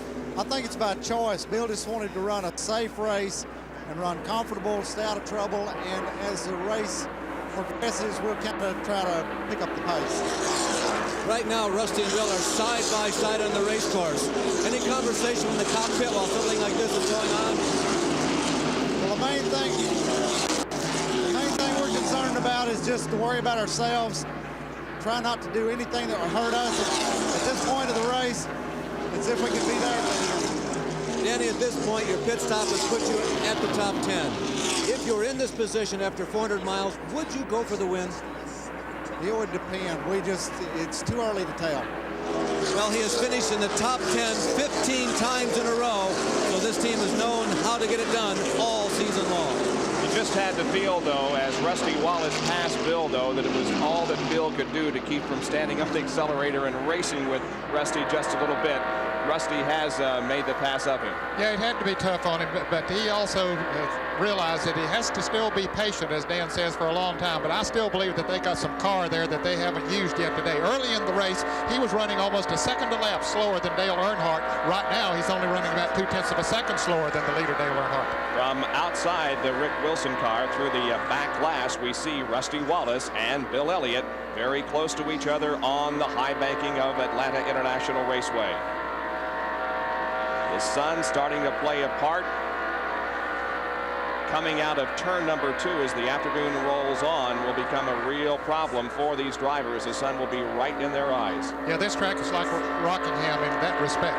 It really does get tough as you get late in the race, the last 100 miles or so. Rusty Wallace just motoring by Rick Wilson on the outside of the racetrack coming out of corner number 4. And so Rusty Wallace picks up another position, and he continues to try to win the Winston Cup for 1988. We've completed 127 laps of the Atlanta Journal 500. There are the top 5, and we'll be right back. We're live at Atlanta International Raceway for the Atlanta Journal 500, being brought to you by Budweiser, Beechwood Age for that clean, crisp taste. This Bud's for you. By Champion Spark Plug Company. And by Xerex, the antifreeze coolant for extreme conditions. The top 5. With 130 laps completed, it's Davey Allison who has assumed control of the race once again, with Dale Earnhardt second.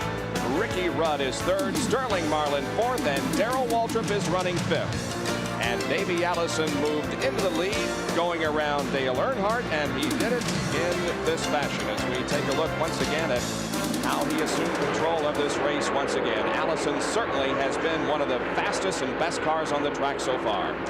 He really has been motoring around here just with ease. Look, Earnhardt went a little high. He just turned left, went under it, made the pass, and drove away. That car is very, very strong. He's been a little bit slow sometimes getting out of the pits today. Not that he's been slow, but they're doing a little extra work on that Havoline Ford. But he has come back every time to take the lead. Well, now looking to pull away from Dale Earnhardt. He is really strong. You know, we've talked about his car with the spark plug wires coming loose, and Robert Yates saying he's worried that it could happen. It could happen again because they're trying a new type of spark plug. He's also had problems with overheating. They've worked on that, but he just goes right back to the front each time. So I know they've got their fingers crossed, but he sure doesn't have anything. He's not short anything in the turns, that's for sure.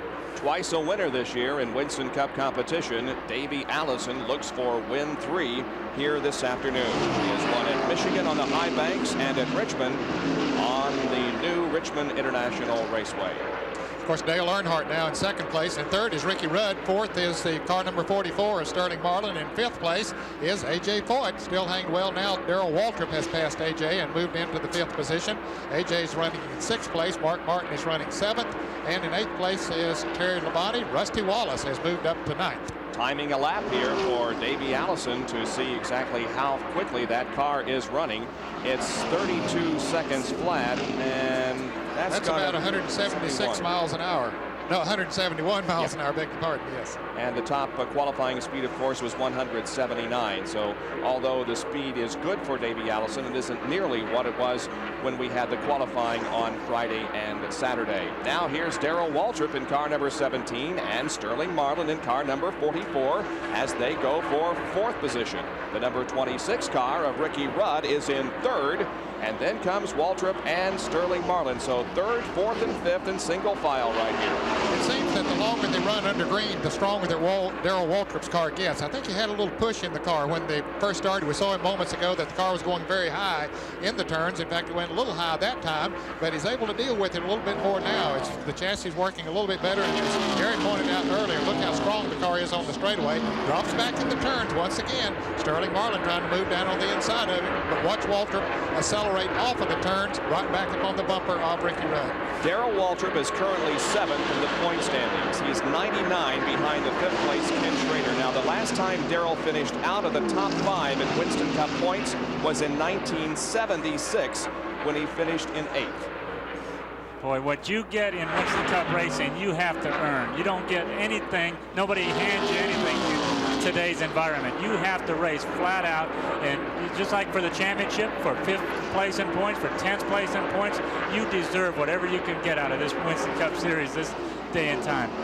And you know, we're mentioning, of course, or we're concentrating on the battle for the Winston Cup, but there are several drivers who can gain and earn points positions here this afternoon. Ken Schrader, Jeff Bodine, and Darrell Waltrip are all very close in points, and so we're actually in a battle here for the best among the Rick Hendrick drivers. Well, you know, here's Darrell Waltrip. We've been watching him and watching him. He goes higher in the turns than the other two cars. Ricky Rudd in the 26 car in front of him and the 44 car behind him. We have a crash in turn number 1. Benny Parsons has crashed here in Atlanta in his final Winston Cup race. Well, that's too bad. You can see the right rear tire is flat on the car now. Perhaps that is the reason that he spun around and hit the wall, or the engine might have blown. But anyway, the right rear tire is flat as we see smoke coming from under the hood of the car. Well, Benny moving around in the car, got his window net down. He's getting ready to get out, so it looks like he's okay. Well, that's too bad that he has to go out this way. However, he had lost some laps earlier when he had a problem with the car. They got it repaired, and he went back out and was about 4 laps down, but wanting to run to the end of this race. But unfortunately, his last one's not going to be a good one for him. So the caution comes out on lap number 140, and it's our 6th caution period of the afternoon. Everybody headed for the pits now. No big surprise as Davey Allison leads Dale Earnhardt, Ricky Rudd, and Darrell Waltrip into the pits. It'll be a 4-tire change for all of them. Dick Berggren is in the Davey Allison pit. Dick. Well, Davey is in. Earnhardt is pitting just 2 spots up ahead of him. So it's going to be a drag race to see who can get out the fastest. Robert Yates, the crew chief and car owner, has undone the left front nuts. You can see the windshield on this car, how badly cracked it is. Davey can see it. Earnhardt now has finished the right side tire change. He's working on the left. Davey is a little bit ahead of him, however, in this effort. The left side tire is going on Davey Allison's car right now. Yates is the last one to be done. He's done, but Earnhardt beats him out. Boy, that Richard Childress crew has performed so well all year long. Of course, they've won the Unical Pit Crew Championship. Here's a race out pit road as Rusty Wallace made a very good pit stop as well. But Earnhardt's crew has won the Unical World Pit Crew Championship 4 years in a row. An amazing pit effort there by the Richard Childress crew, led by Kirk Shelmerdine and the others. They are indeed the best in changing the tires and getting fuel in a Winston Cup car. But just when you think that, you know, a few years ago, 25 seconds was really good for 4 tires on a pit stop like we've seen here just now. Now they're doing it in 22 and 21 seconds. I mean, with the same amount of people over the wall, the same type of equipment, it just... doing it so many times, they just gain a little bit here, a fraction of a second there. Being together all these years, Richard Childress and the Dale Earnhardt crew have really pioneered that effort. Let's go to Jerry Punch for this comment. Well, you mentioned the World Championship effort of the Goodwrench crew at Rockingham a couple of weeks ago. That was 22.8 seconds to set a world record just a minute ago. And you can see it on the racetrack. Rusty Wallace's crew, Barry Dotson and Jimmy Makar, 20.9 seconds, 4 tires, and they pulled out. And what it did is put him out in front of Dale Earnhardt. An excellent effort by the Kodiak crew. We were talking about the point standings among the Rick Hendrick teams. Kenny Schrader's in 5th place. Jeff Bodine is in 6th place. Darrell Waltrip is in 7th place. Now that could shuffle here this afternoon in this race, and we talked to those drivers. Is there a favorite from Rick Hendrick among them? Now you can tell us. You know, we're not going to tell anybody. Has there been anything said within the Hendrick organization as to which one of you guys that's supposed to finish the highest? Well, Ned, I mean, as long as you weren't going to tell anybody, you know, I could tell you, but. You know, Rick did kind of get me off the side and tell me that his other drivers have been with him for a while, and he thinks they're kind of laying down on jobs. So he did want us to finish ahead of them just to kind of spark them back up. We aren't going to tell anybody. So has there been anything said around Hendrick Motorsports about who Rick would like to see finish highest? Well, hey, I'm the last original of the Bandits with Rick Hendrick. You know, Harry Hyde has left the organization now. So Rick, Harry, and I had that first car together, and so I'm really the last one left, and I'm sure, well, I'm positive Rick Hendrick, Papa Joe Hendrick, all the Hendrick clan would like to see that Levi Garrett and Jeff Bodine come out on top. You can tell us, you know, we're not going to tell anybody. Has it been anything said around behind the scenes that he would rather one driver finish ahead of the others? Well, confidentially, he told me that he would like to see me finish as high up as I could, that he thought it'd really be nice. That's what he told me confidentially. Well, I happen to know all of those players involved in this point chase, and I can tell you one thing, Rick Hendrick is a heck of a guy to work for. All of those drivers were commenting about him, but when it gets time to race, he lets them race. He doesn't really try and orchestrate any finishes or anything like that. He just says, you guys race each other flat out. Well, Benny Parsons, who was in his last Winston Cup race, has crashed, but here's the guy who is also in his last Winston Cup race, and he is still in competition. We're watching Cale Yarborough as he motors around the racetrack under caution, and there is Rick Wilson, who is taking a bit of a relaxation here as we are under our 6th caution period of the afternoon. Back with more after this.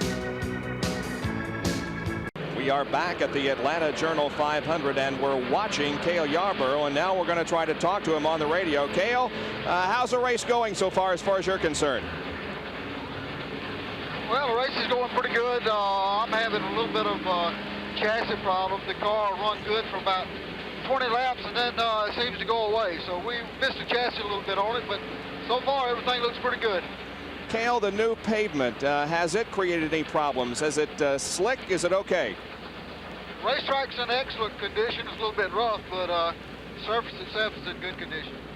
Cale, we realize this is your last race, and there are millions of people watching us this afternoon. We want to congratulate you on your career and give you an opportunity to say anything you would like about this fabulous career that you've had. Well, I appreciate it. You know, the only thing I can say, I guess, is it's been great. I've enjoyed it, and I'm going to miss it some, but I'm going to enjoy being a car owner too. I think Dale Jarrett's going to run that Hardee's Pontiac to next year, and I'm looking forward to that. But it's been great.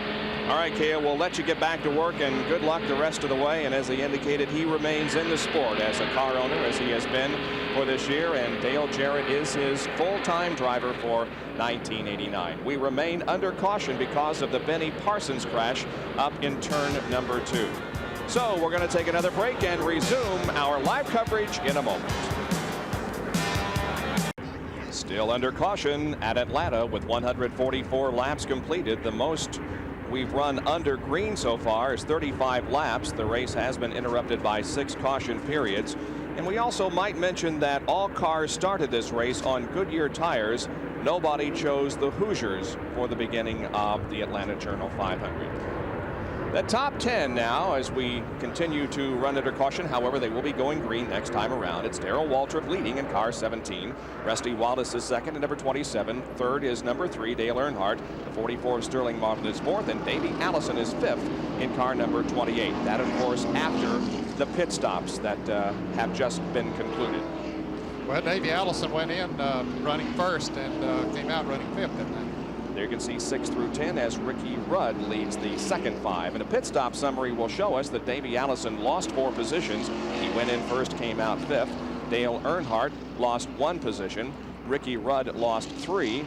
And Rusty Wallace has gained during that caution period in his pit stops. He came in 6th position and came out second. And we also update you on the Bill Elliott situation. He came in 15th position and comes out in 8th. So both of our Winston Cup contenders did gain during those pit stops. Well, that's one thing that's got them where they are today, battling for the Winston Cup Championship, is the fact that they've had good pit work all year long. Gary Nelson, that is still a very, very important part of the game. Very important. Rusty Wallace's crew, Bill Elliott's crew, Dale Earnhardt's crew. When you talk about the top 3 in points, they're the top 3 in the pits too. They just time after time whip out those unbelievable 4-tire pit stops. So we get set for the restart now. 2 abreast formation as they come down. That again is Darrell Waltrip in car number 17. That will lead them to the flag. And Rusty Wallace is second. Now remember, Rusty has already made up his lap. He earlier in the race lost a lap, but was quick to get it back, and now is right up there in contention once again. If he's going to win the Winston Cup, he's going to have to finish very near the top, if not winning this, and Bill Elliott is going to have to suffer some kind of a problem that puts him 18th or worse. Now Rusty Wallace is challenging for the lead from Darrell Waltrip, and Rusty just blows by Darrell Waltrip and takes command of this race once again. Boy, what a move. Rusty looked like he never even let off going into that turn. Darrell let off in his normal spot. Rusty just shot right under him. Here comes Dale Earnhardt doing the same thing. And again, it looks like Waltrip's car with 2 tires on it pushes high in the turns, and that allows the others to go on the inside. Earnhardt now moves up into second place. And of course, Rusty wants his good friend Dale Earnhardt right there, perhaps as a protection from anything that might happen. Boy, you know, when Rusty took the lead, this is a partisan crowd. There's no question about that because of the fact that Bill's hometown is very near Atlanta. But there were a lot of cheers when Rusty passed Darrell Waltrip and went in the lead. Now we have a battle shaping up for 3rd position as Davey Allison once again shows his strength and moves to 3rd. Darrell Waltrip is caught on the high side of the racetrack. That's Ricky Rudd in the 26 car and Mike Alexander in number 12, also right there. That car has been strong today. He got a lap down earlier, got it back, so he's back in contention once again. That's Mike Alexander in the car number 12. Boy, you just got to think, though, that this Davey Allison car number 28 may be the hottest one that we have seen all day, really, at least most of the time. Yes, he has run very, very fast. He has come out of the pits behind, but he's been able to go to the front every time. Mike Alexander taking the position away from Darrell Waltrip. Here comes the 26 car of Ricky Rudd to battle alongside Darrell Waltrip. No, he falls in behind as they go down the backstretch once again. Waltrip's car just simply won't stay down low on the racetrack. And here's Rudd making a move down on the inside, and they take advantage of it. Once the car moves up a little bit, boy, they're quick to dip right under it. There's Sterling Marlin right behind them, and then Bill Elliott is right behind them. So Elliott beginning to get a little more aggressive. You know, this track is just freshly repaved, but there still are some bumps in it. You can watch the cars when they're running close together. It's not like a glass surface. There's still a lot of bumps, and it looks like when you can see Darrell's car rocking a little right there. When these cars hit these little bumps, especially Darrell's, it looks like it upsets his more, and he kind of slides and skitters up the banking just a little bit worse than the competitors around him. Well, let's go down to the pit area where Dick Berggren is with Benny Parsons. Well, I hope your work with us next year is a little bit easier than your work today with a race car, Benny Parsons. Are you okay? You know, I'm okay, yeah, I'm okay. But I kept wanting to win this race. But, you know, if I'd have won the race now and I think about it after just what happened, if I'd won the race, I probably would not have wanted to quit. You know, I probably want to come back. Now it makes this job, your job, a lot easier. Please let me help you next year, Dick. Benny Parsons is on. He'll be with us next year doing the ESPN broadcast. He's fine today. He calls it a career. And a very fine career it was also for Benny Parsons. And again, we express our hope that he enjoys his work here at ESPN. Look at this. Oh, 3 abreast racing. Look at Brett Bodine come from nowhere and pass Sterling Marlin and Darrell Waltrip. And Mark Martin is also right there in that very dark blue number 6 car. That's Mark Martin. Ernie Urban is also running very strong there in the white number 2. And look at Bill Elliott just watching what happens in front of him. Good close racing by Ricky Rudd and Darrell Waltrip. And Bill Elliott has to exude a lot of trust among those drivers that are running ahead of him. Yeah, when they're in there racing that close together and some of the banging around that we've seen here today, he's got to have some nervous moments there and does have a lot of trust in them. Now we're beginning to see some Fords show some muscle here. Davey Allison has shown a lot of muscle all afternoon, but the Fords didn't qualify that well here. There was a streak of races there where the Fords were winning the pole at every race, but now with Davey Allison running as strong as he is, Brett Bodine showing strength, and Mark Martin as well. Look at the steady progression that Bill Elliott has made since the drop of the green. He started 29th, then moved up to 25th at the end of 40 laps. By the end of 80 laps, he was 23rd.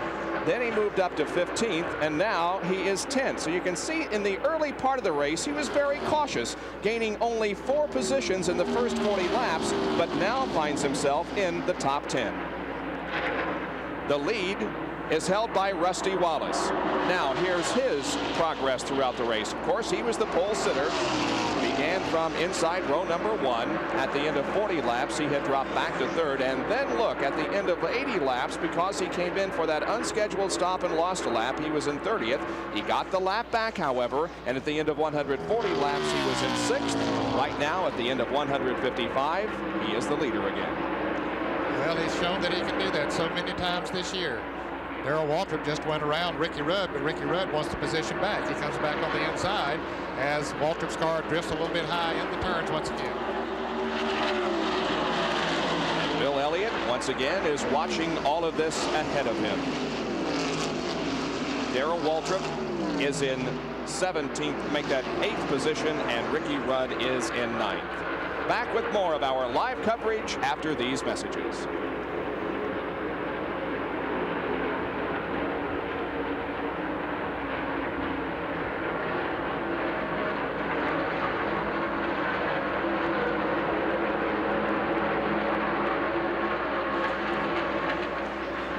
And we got a $10,000 prize at the midway point. Is that Gillette? Okay. Okay. A good story might be, are the teams running out of scuffed tires? I don't think anybody's been running new tires. And it'd be, with this many cautions, it'd be going pretty fast.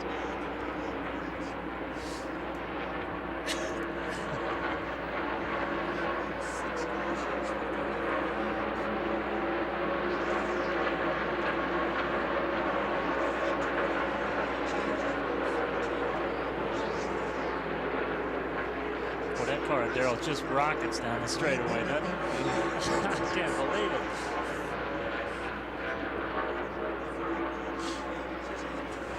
All right.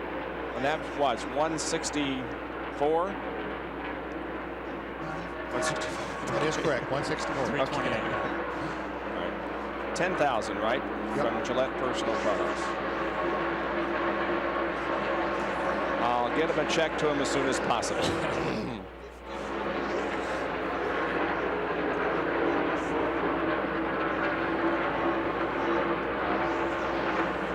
Back at Atlanta International Raceway in the Atlanta Journal 500. The sand song for the Winston Cup season in 1988. Will the champion be this man, Rusty Wallace, who is leading the race at this point, or Bill Elliott, who is back in 10th? Should the race end right now, Bill Elliott would be the Winston Cup champion. But he has been playing it very conservative in the first half of this race, staying out of trouble, but yet staying up there in contention. Bob, we have a big prize coming up here in the next few laps at the halfway point of this race, which is 164. There's a $10,000 bonus from Gillette for the driver who is leading that lap. Rusty Wallace trying to stay out in front of Dale Earnhardt, but it looks like Earnhardt is beginning to close a little bit on Wallace, and he senses that $10,000 was in his reach.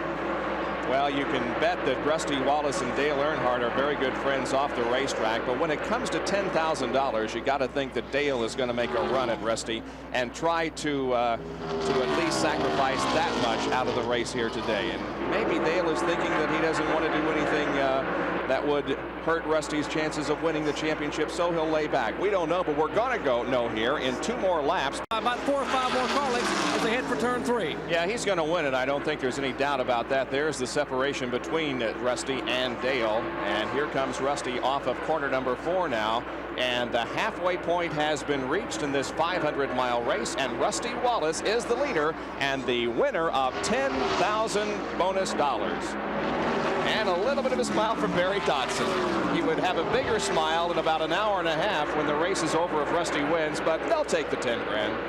Yep, that's not a bad bonus for leading that, especially after being a lap down earlier in the race. Now you see the smile on Rusty Wallace's face. We didn't just get that picture right at that moment, but Rusty usually has a smile on his face. He's a very jubilant fellow.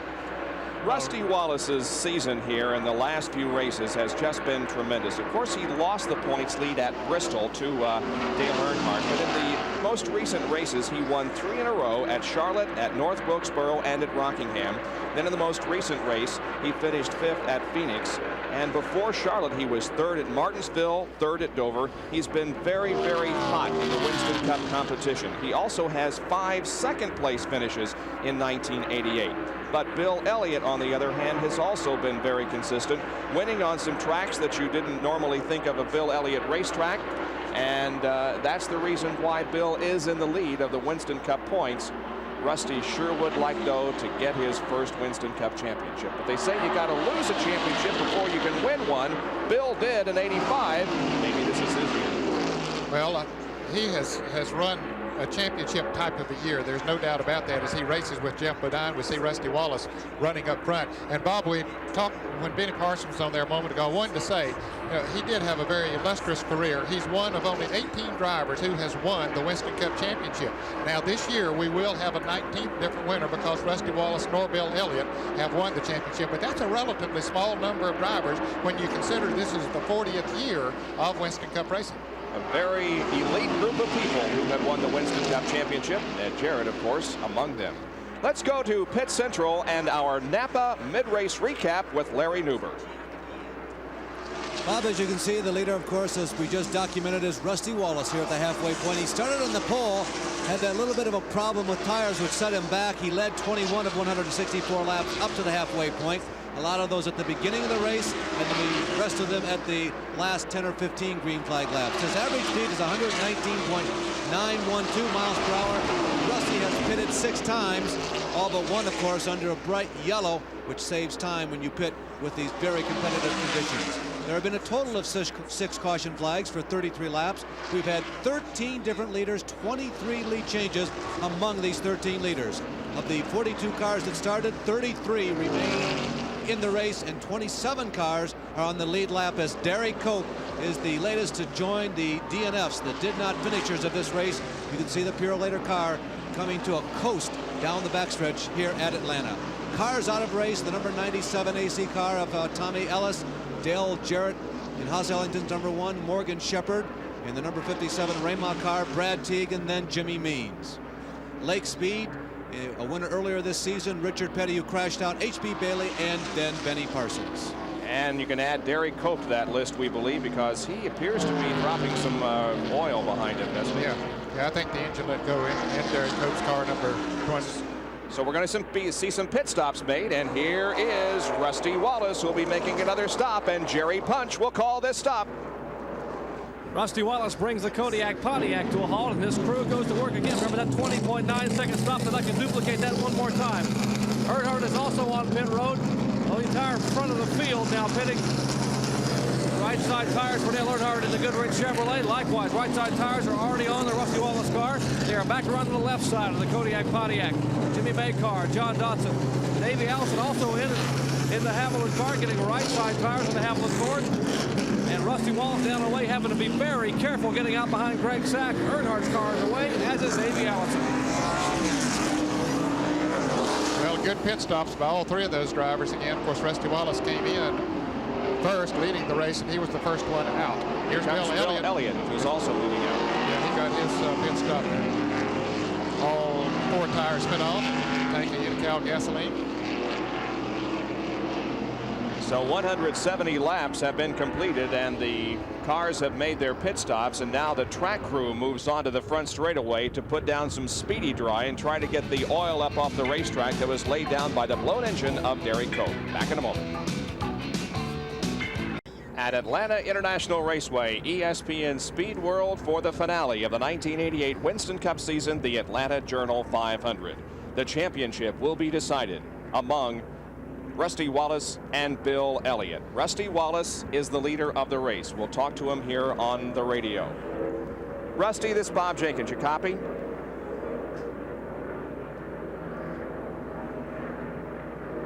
Rusty, this is Bob Jenkins. You copy? Rusty, you have done everything that you can do. You've come back from a lap down. You're leading the race, but boy, the championship is still a long way off. Yeah, it sure is. You know, the only thing I can do is try to lead the most laps and try to win the race. And if Elliott doesn't have a problem, then it looks like he'll get the Winston Cup. But I'm doing everything in my power to do what I got to do. Rusty, just there in the first few laps of the race, there was some paint traded out there. The racing has been really serious out here, not only among you guys that are going for the championship, but everybody seems to be really fighting it out there. Well, it's the last race, and everybody's trying to show what they got. And I guess I can't blame them. I just kind of hate getting caught up in a hornet's nest when I'm trying to win a championship here. But you got to get aggressive when they start getting aggressive, because if you do, you get caught in the center of it. All right, Rusty, we'll let you get back to work. Best of luck the rest of the way. Well, that really says it. You know, it says he hates to get caught up in a hornet's nest. And well, I'll tell you, they've done some hard racing out there today. And Bob, amazingly, after 172 laps of competition, there are still 27 cars in the lead lap. That might be a record here at the Atlanta International Raceway. We see that kind of situation at Talladega, but here at Atlanta, that's unusual. We have mentioned from the outset of the race that this track was completely repaved. It has been done since the spring race that they held here. Larry Newber has more in this week's ESPN NASCAR Quick Fact.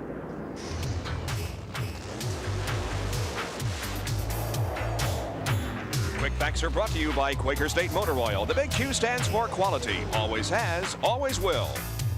The points are a big story this weekend, but this might be the most major, the resurfacing of Atlanta. For just the second time in its 28-year history, the entire track has been resurfaced. And the drivers say it's not at all what they would have expected from a new racetrack surface. First of all, over in turn number 1, no longer a distinct groove, and they're really searching over there. And here in turn number 3, potential controversy. Obviously, when the track was paved, it was done in lanes. And the drivers say that from one lane to the other, a little rill was left. And they feel this when they change lanes at high speed, and they're not pleased at that. Plus, down here in the bottom, it's rougher than you might expect from a brand new surface. And the drivers say this is where we like to run, and we don't know if we're going to be comfortable running down here or not. And there's one other factor this weekend, the weather. Rain is predicted. No racetrack is more vulnerable to bad weather than a brand new one. And should that happen over Friday, Saturday, or maybe even on Sunday, no one will know exactly what to expect on Sunday, and we could be completely starting from scratch. And of course, we did have that heavy rain earlier today here in Atlanta. Boy, you know, that new surface, the bumps, the abrasiveness of the new surface, you know, just wearing down the tires, all these variables all play a factor in who's going to win the race and who's going to win the championship. That's why all the people come and everybody watches NASCAR racing, because you never know until it's over. There is some speedy dry on the front stretch there from the Derry Cope blown engine, but all is well as the cars take the green flag and move up to racing speed once again. Here comes Rusty down the backstretch as the leader. Dale Earnhardt is right there behind him, however. Davey Allison not too far back in third position, and Bill Elliott is involved in a group of cars that are moving through the third and fourth turns. Behind Sterling Marlin in car number 44 and ahead of Mark Martin in car number 6. On the restart, Elliott was in the 7th position. Since then, Sterling Marlin has passed him, so that moves him back to the 8th position. Now Mark Martin tries to make a move on Bill Elliott. But again, he is well within the window that he needs to win the Winston Cup Championship. Now Mark Martin does move to Strollite Ford on the inside of Bill Elliott, and it looks like that Mark Martin is going to move into that 8th position. Meanwhile, we have Dale Earnhardt in car number 3 and the 28 car of Davey Allison as they're very close now in a contest for second. And here is Jeff Bodine with an unscheduled pit stop. Dick Berggren will call this.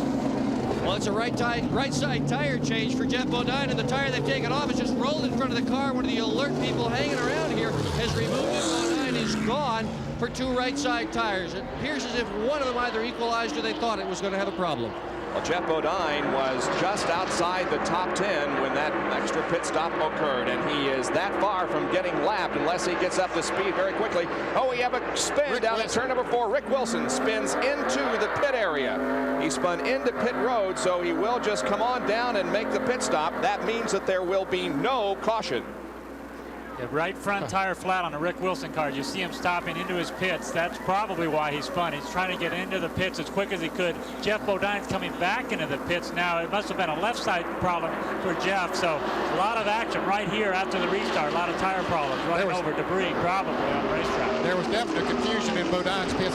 One of the crew members, the Jackman in particular, thought they were going to change all 4 tires. Well, this time they came back in. They're changing the right side or just retightening the lugs on the right side really is what they did. Very costly pit stop.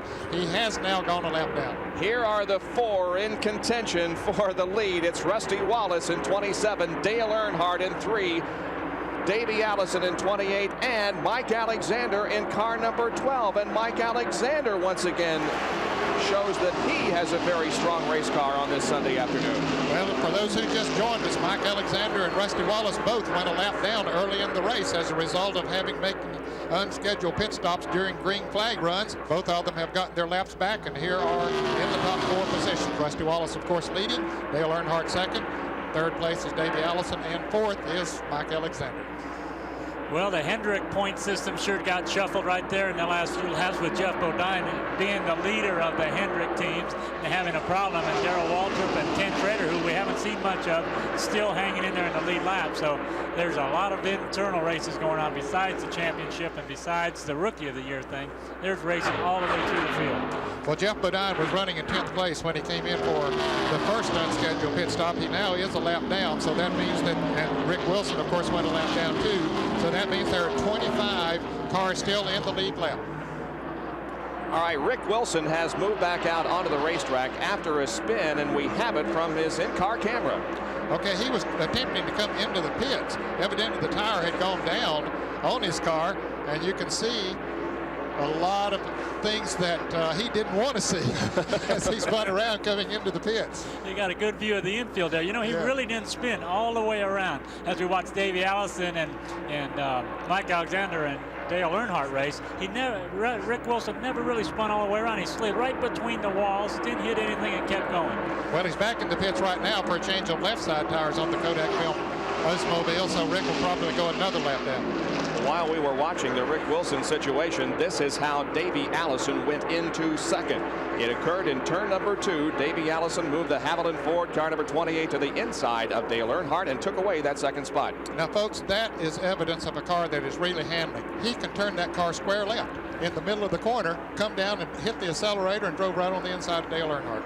That is really Davey Allison's strength. When he gets on the gas in the middle of the corner, he can keep his car low where the other ones have to drift backed up, and Davey really pulls off the turn right here. Right when he gets on the gas, his car just stays straight and low near that white line on the bottom, and he just drives away coming off the turn. He really has a good, what they call coming out of the hole acceleration. Well, let's check the top 5 for you now with Rusty Wallace leading. It is Davey Allison who runs second, followed by Mike Alexander. Then Dale Earnhardt and Brett Bodine. We're 182 laps into this race. Certainly one of the big stories of the year in Winston Cup competition has been the tire war situation. As we end the season, Goodyear has 19 victories and Hoosiers have won 9 times this year on the Winston Cup Trail. Let's get a report on the tire situation for this race as we go to Dick Berggren. Well, Bob, Goodyear has a virtual lock on the front of this field. They've got virtually every car out here is running on their tires, but the hot tire is a used tire, one that's a little bit worn in that they've practiced with. Now, the brand new tires are tires like this. They call them sticker tires. They haven't had any laps at all, and in a lot of the races, oh, we've got a crash on the speedway. Well, we don't see a crash.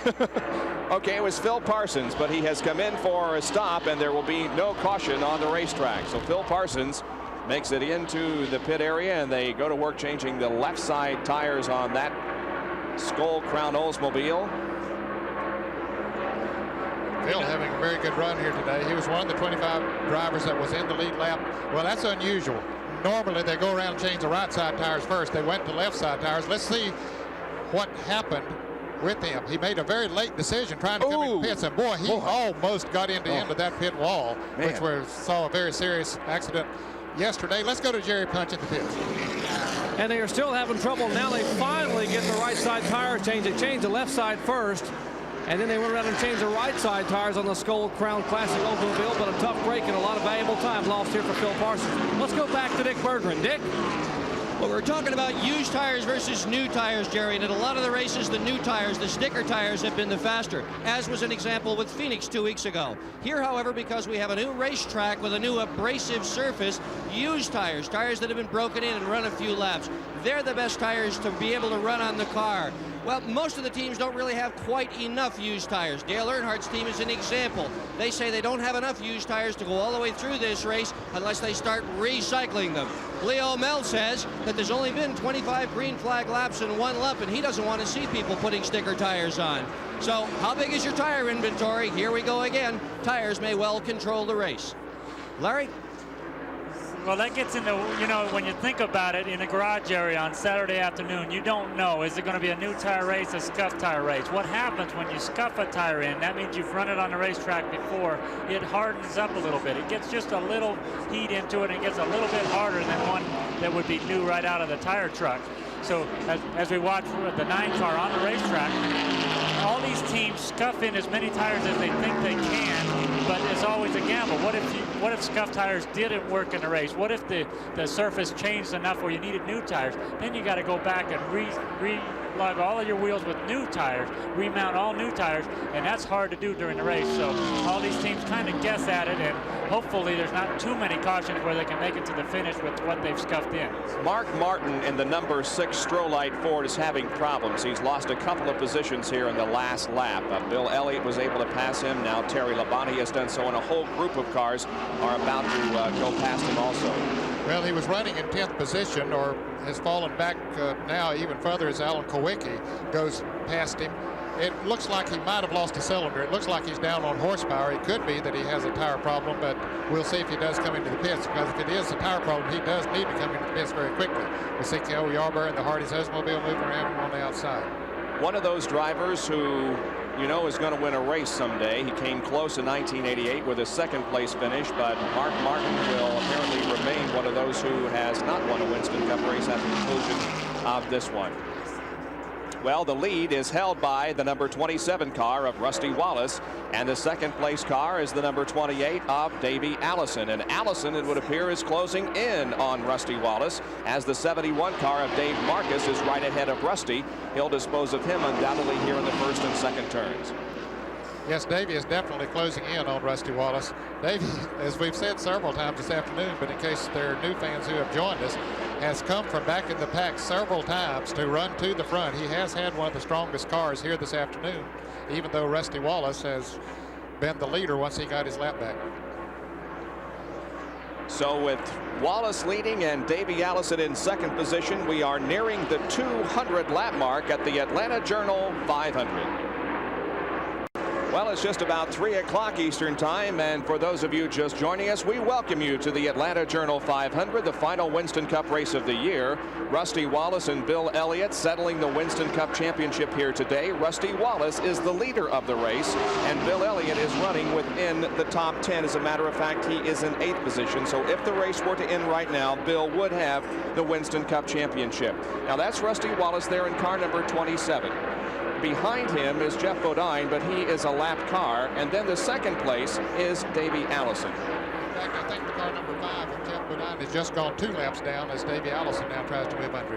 Now let's go down to Dr. Jerry Punch, who has a story on the tire situation of Rusty Wallace. Well, we talked a few minutes ago about Rusty winning $10,000 at the halfway point. When you asked Carl and Raymond Beadle, where's the money go? He said, take a look at these tires over here and you'll figure out where it went. Well, I'll tell you, take a look here. We talked about being prepared in scuffs and new tires. He has 7 sets of scuffed tires here.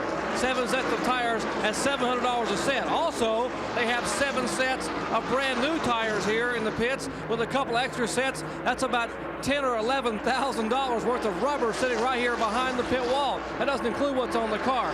So a lot of investment here. They're prepared and hopefully to win the championship. Let's go up pit road to Larry Newberg. Well, Jerry, starting where you are standing and walking down toward the first turn, I've passed the pits of Darrell Waltrip, Ricky Rudd, Alan Kowicki, Bill Elliott. And I'll tell you, Rusty Wallace's crew right now is the only team that has been successful in borrowing tires from other cars that have dropped out so far. I saw a lot of Richard Petty tires sitting in the Rusty Wallace pit. I have seen no other borrowed tires in any other pits. And as mentioned earlier by Gary Nelson, what I'm seeing mostly are scuffed tires and very little stickers. How about at your end, Dick Bergeron? Well, I'm in Mark Martin's pit, Larry, and he's got an ignition problem. But, of course, the teams all listen to each other on the radio, so they know what's going on. He's lost a cylinder. They're going to just leave him out there. But almost as soon as he radioed in, I've lost a cylinder, Bill Elliott's crew is up here, and they were looking to buy some scuffed tires. Steve Meal says we got some more race to run. Maybe at the end we'll start selling tires.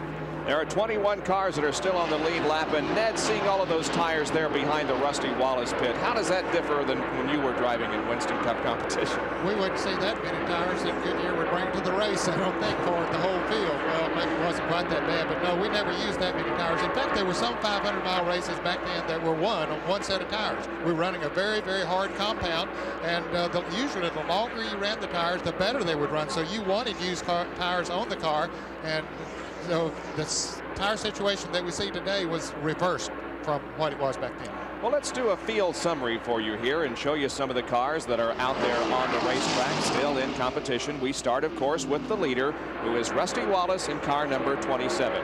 Behind him is the number 88 car driven by Greg Sachs. Now, this is a backup car. That's the one that Greg started in the race because he was involved in a late practice crash yesterday afternoon that eliminated him from starting his original primary car. There you can see Davey Allison moving past both Greg Sachs and Rick Wilson. He is in second position.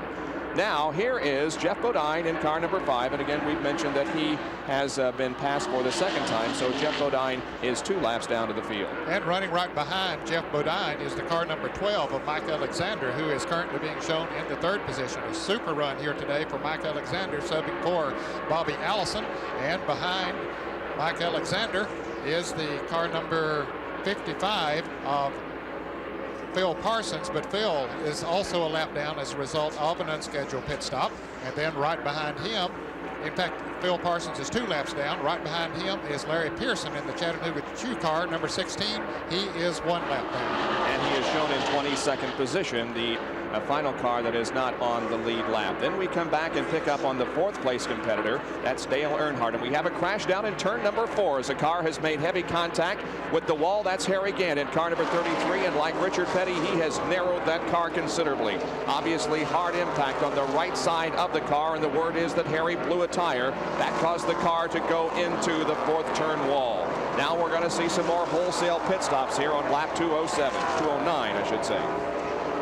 And there was a race back to the start-finish line among some of those drivers that we saw Rusty Wallace lap just a moment ago. I believe Jeff got at least one lap back. Harry Gant, by the way, was running in 10th position when that accident occurred up there in the 4th turn. You can see the safety personnel already on the scene. And he's another driver that was driving his last race for this team. In fact, it might be the last race for the Hal Needham team. He has had that team up for sale. Harry, of course, will go with Leo Jackson next year. Still be sponsored by Skoll, but it will be another team. All right, we're watching Rusty Wallace behind the pace car down the backstretch, anticipating that he and the others will come in for a pit stop. You can see Rick Wilson there in car number 4 has dropped to the apron of the racetrack, while Rusty Wallace and Davey Allison stay behind the pace car. Here it comes out of the 4th turn banking, and indeed Rusty Wallace and Davey Allison and most everyone else is going to duck into the pits for another scheduled series of stops. And Jeff Bodine did not get one of his laps back. It was awfully close. Let's go to Jerry Punch, who is in Rusty Wallace's pits. We expect to see a 4-tire change again by the Kodiak crew. Likewise, the Goodrich crew and the Haviland crew of Davey Allison up pit road changing 4 tires. Right side tires going on Rusty Wallace's car. They're already off the jack on the right side and hustle around the left side. Rusty Wallace on the top of your screen. Davey Allison getting work by the Haviland crew on the bottom. Left side by Tony Price and Robert Yates on the Haviland crew. Wallace's car down off the jack, a quick stop. Davey's down off the jack. He is making his way down pit road as well. Rusty pitted much further toward turn number 1, so naturally he is going to be ahead of Davey Allison and Dale Earnhardt as they reform on the racetrack. But the fellow who's going to be ahead of all of them is Mike Alexander, who, when he saw the caution was coming out, he came into the pits, so he made his pit stop the lap before, so he's going to be the fellow that's going to be out in the lead, and you can see him on the racetrack there now in front of Rusty Wallace. Very heads-up pit work, and by the spotter, Gary Nelson. That's, again, the spotter comes into play. He saw that he could come into the pits and still get back out and stay in the lead lap. It's those split-second decisions that the crew really has to be in sync. The spotter has to be right on the ball, see the caution come out. The driver has to have enough time to duck into the pits and hope the crew is fast enough where the pace car won't catch him. It's a high-risk deal, but it sure pays off, and it'll give you the lead like it did for Mike Alexander. And also coming in that quickly was Brett Bodine, although he didn't get back out in front of Rusty Wallace. And let's go to Larry Newber, who has a comment on Bill Elliott's pit stop. Well, Ned, things did not go smooth down here. When Bill Elliott came in, routinely, the car went up, right side first, of course, like always. The car fell off the jacks. Now, there is a rule, of course, about a restricted number of men over the wall, and I'll tell you, there was a sea of red that surged over the pit wall and lifted the right side of that car up and got it back on the jack. Now, because we're under the yellow flag conditions, he did not lose too much track time, but I didn't count 5 or 6. I don't know. I wasn't keeping track, but it was a most unusual pit stop. They went around to the left side and things were normal over there, and Bill is back out on the racetrack. Big huddle down though there in the Bill Elliott pit, that's for sure, as they discuss the situation and perhaps plan the strategy for the rest of the race as they try to keep Bill Elliott in the points lead that will then therefore give him the Winston Cup Championship for 1988. Back in a moment. Well, there you can see as we are back at the Atlanta Journal 500, the current positions. Rusty Wallace is 2nd and Bill Elliott is 18th. And here comes Elliott in for another pit stop. This is the 2nd during this caution period. Wallace is stopping in his assigned area. And let's go to Larry Newber. Well, they come in, they do not go to any of the tires on any 4 corners. I believe they're working on the windshield. Yeah, they're putting a piece of tape across the top of the windshield. It has been mentioned before in this broadcast earlier that the sun is getting low, and as the drivers come off of turn number 3 in particular, the sun will blow right through that windshield and blind the driver. So they are putting a piece of black tape, about 4 or 5 inches wide. No, they're going to double it, make that about 8 inches wide across the top to protect the sun coming in and blinding Bill. Larry, that's a good move on their part to do that, and they did check to be sure that there was no fenders close to the tires. They had made the miscue in the pits there a moment ago. We're far back in the field, so they decided that that's a good time to come in and do that work. Here we see Harry Gant's car coming down off of the wall, really crashed in on the right side. We saw the ambulance bring Harry into the track hospital. He got out of the ambulance and walked into the track hospital, so he looked a little shaken up, but fortunately he seems to be okay. He did limp, I'll say, into the hospital, but Harry, of course, was limping before that because he has a fractured leg from a previous accident at Charlotte earlier in the year. Updating you now on the battle for the Winston Cup. Rusty Wallace is currently second. Bill Elliott is currently 19th. If the race were to end right now, this is the way the point spread would be. Elliott with 44.64 and Rusty with 44.59. This race is not over yet, and neither is the battle for the Winston Cup. Stay with us for the rest of the event. And join us later tonight at 8 o'clock live from Joe Robbie Stadium in Miami for the NFL game against the New England Patriots and the Miami Dolphins. Both teams 5-5 in their division, and they're both looking for a big win tonight. It'll be live at 8 o'clock on ESPN. There you can see Harold Kinder, who is about to wave the green flag and get this race back going again. Boy, look at his hat. He might start a new style with the way he wears the bill on the hat. But you know, when the cars come down here, 35 or 40 of them, it creates a tremendous amount of wind, and it just sucks your bill, the cap, right up on your head. I'll tell you, I don't envy him the job that he has. I don't either. That's one of the toughest in races. You only need to look at Bobby Allison's crash at Talladega last year to know how dangerous that job is. Okay, the pace car comes off the track, so we're about ready to go racing once again. 216 laps on the board. And Mike Alexander will lead him down for a restart. That's Rick Wilson, the number 4 car to the inside, who is a lap down. There are 19 cars on the lead lap as we resume this race. There are only 7 cars that are still in competition that are off the lead lap. Mike Alexander leads them down with Rusty Wallace in second spot and the number 15 car of Brett Bodine in third.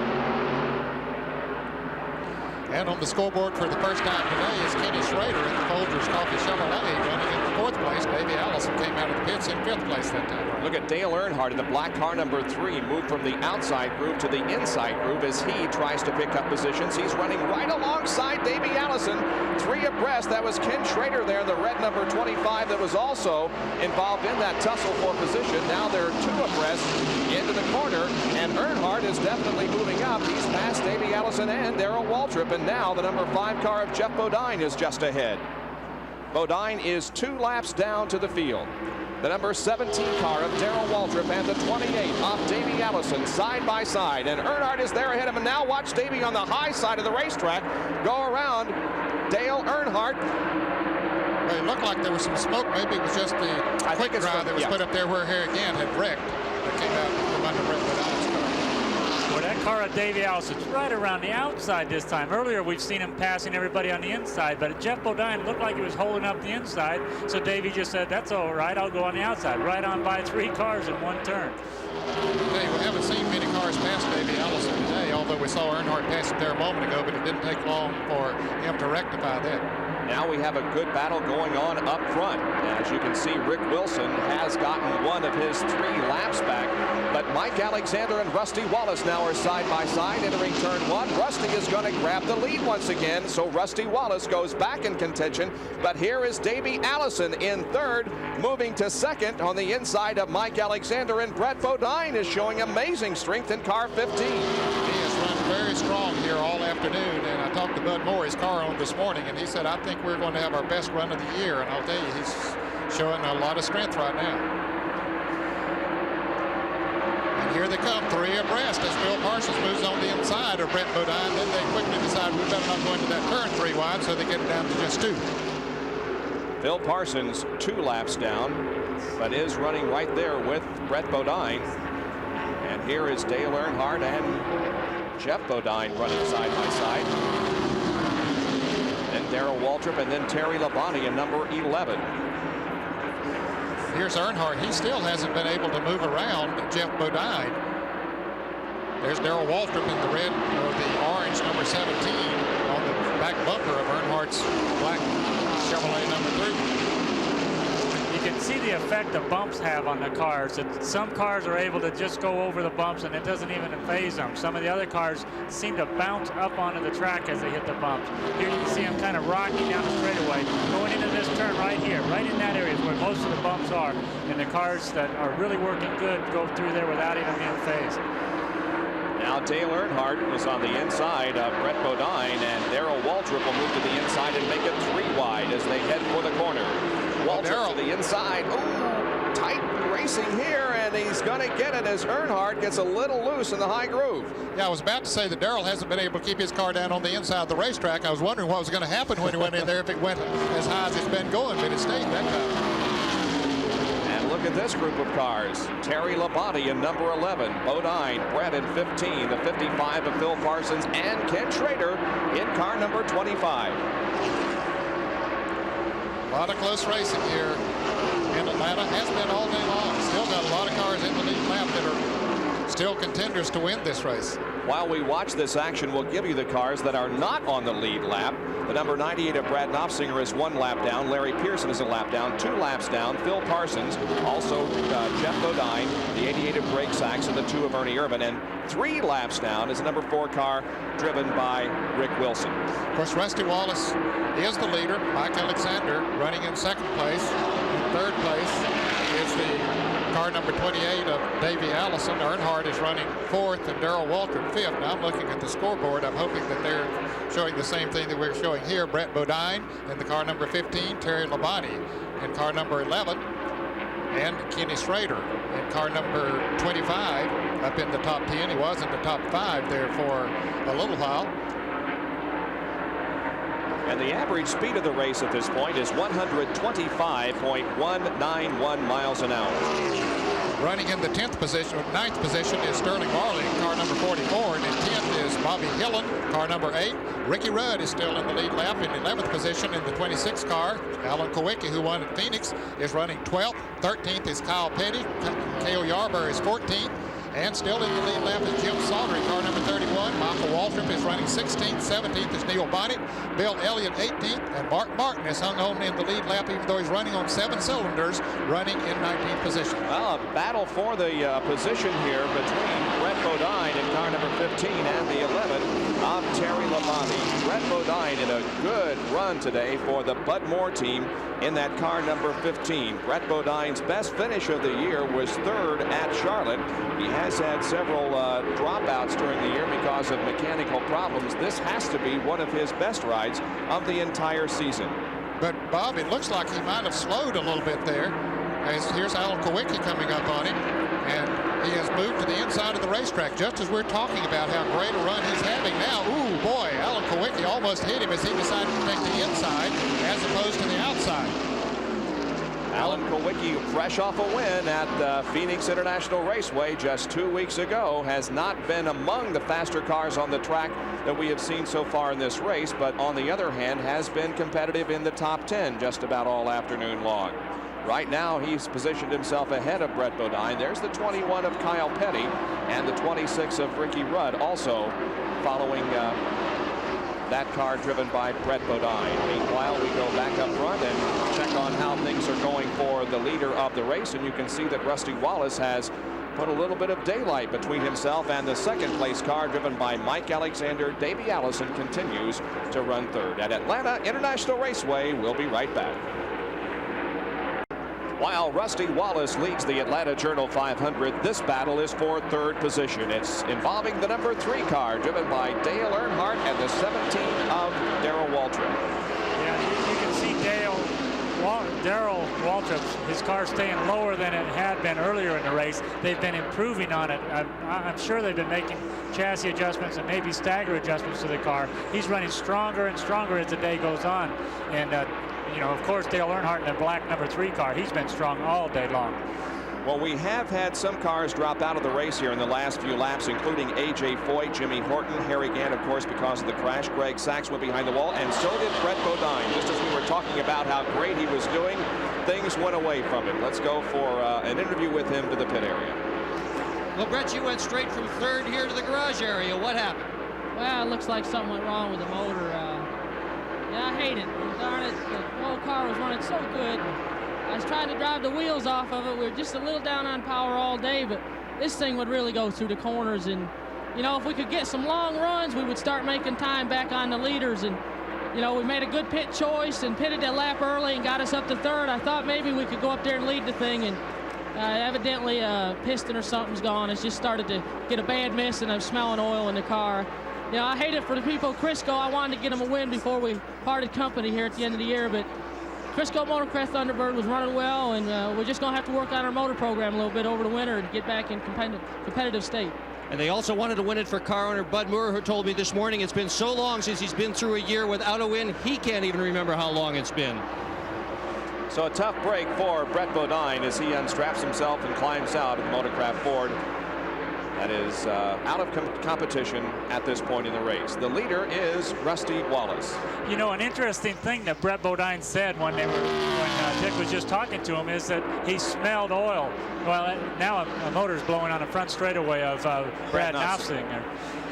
No yellows come out so far, but he said he smelled oil from inside the driver's compartment. What that means is something inside the engine is getting ready to go away, usually a bearing, and it sends oil fumes and smell up through the breathers of the engine and into the driver's compartment. So the driver uses all of his sensors when he's driving the race car to know what's going on, not just his feel of his hands and how it drives through the turns, but also his sense of smell and his hearing. So that 98 car that apparently lost an engine here on the main straightaway got itself off the groove and into the apron of the racetrack, and so there will be no caution period. We continue under green with 237 laps to go. We now have less than 100 to go in the battle for the Winston Cup. It is still Rusty Wallace leading this race, and Bill Elliott still hanging back in the top 20. Well, he has moved up a little further than if the race should end right now. I think he's running at about the 13th or 14th position. 13th he's being shown. So the point spread would be a little wider than what we saw just after the green flag came out. And Bill would be the Winston Cup champion if the race were to end right now. But Rusty Wallace is doing everything he can to preserve that championship. He knows he has got to win the race, and Bill has to finish 18th or worse. And Rusty is in the lead of the event right now. They're the top 5 with 237 laps completed. Back in just a moment.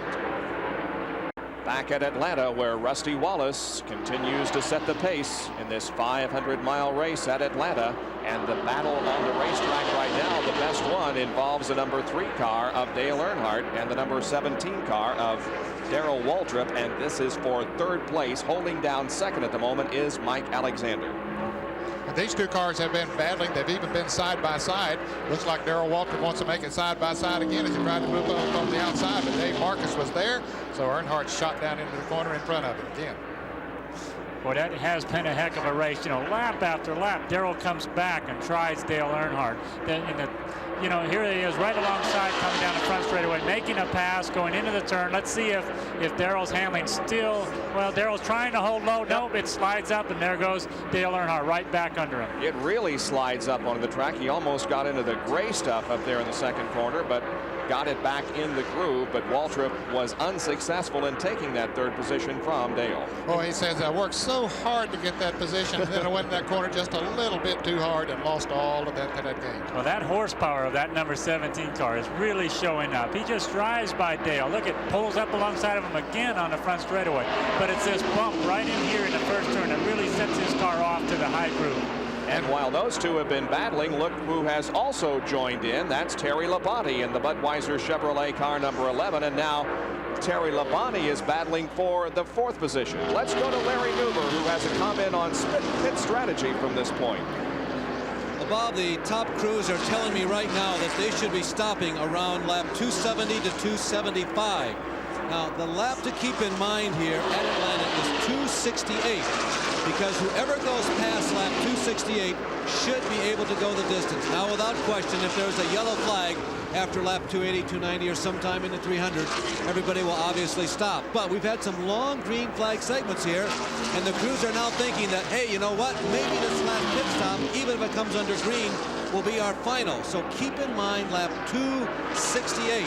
You got to get that far to be assured of going the distance. And right now we are at lap number 245, and this race position is still not calming down by any means. And look who else has joined in. That's Davey Allison in car number 28, but it looked like there was some smoke coming from that car.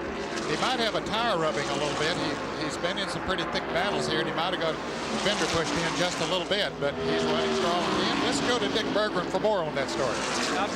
Well, let's give Ned Jarrett an A for having the correct answer on that one. The smoke is from a right rear tire rubbing, Ned. But they've got other problems as well, and one of the major problems that they are fighting this afternoon is that windshield.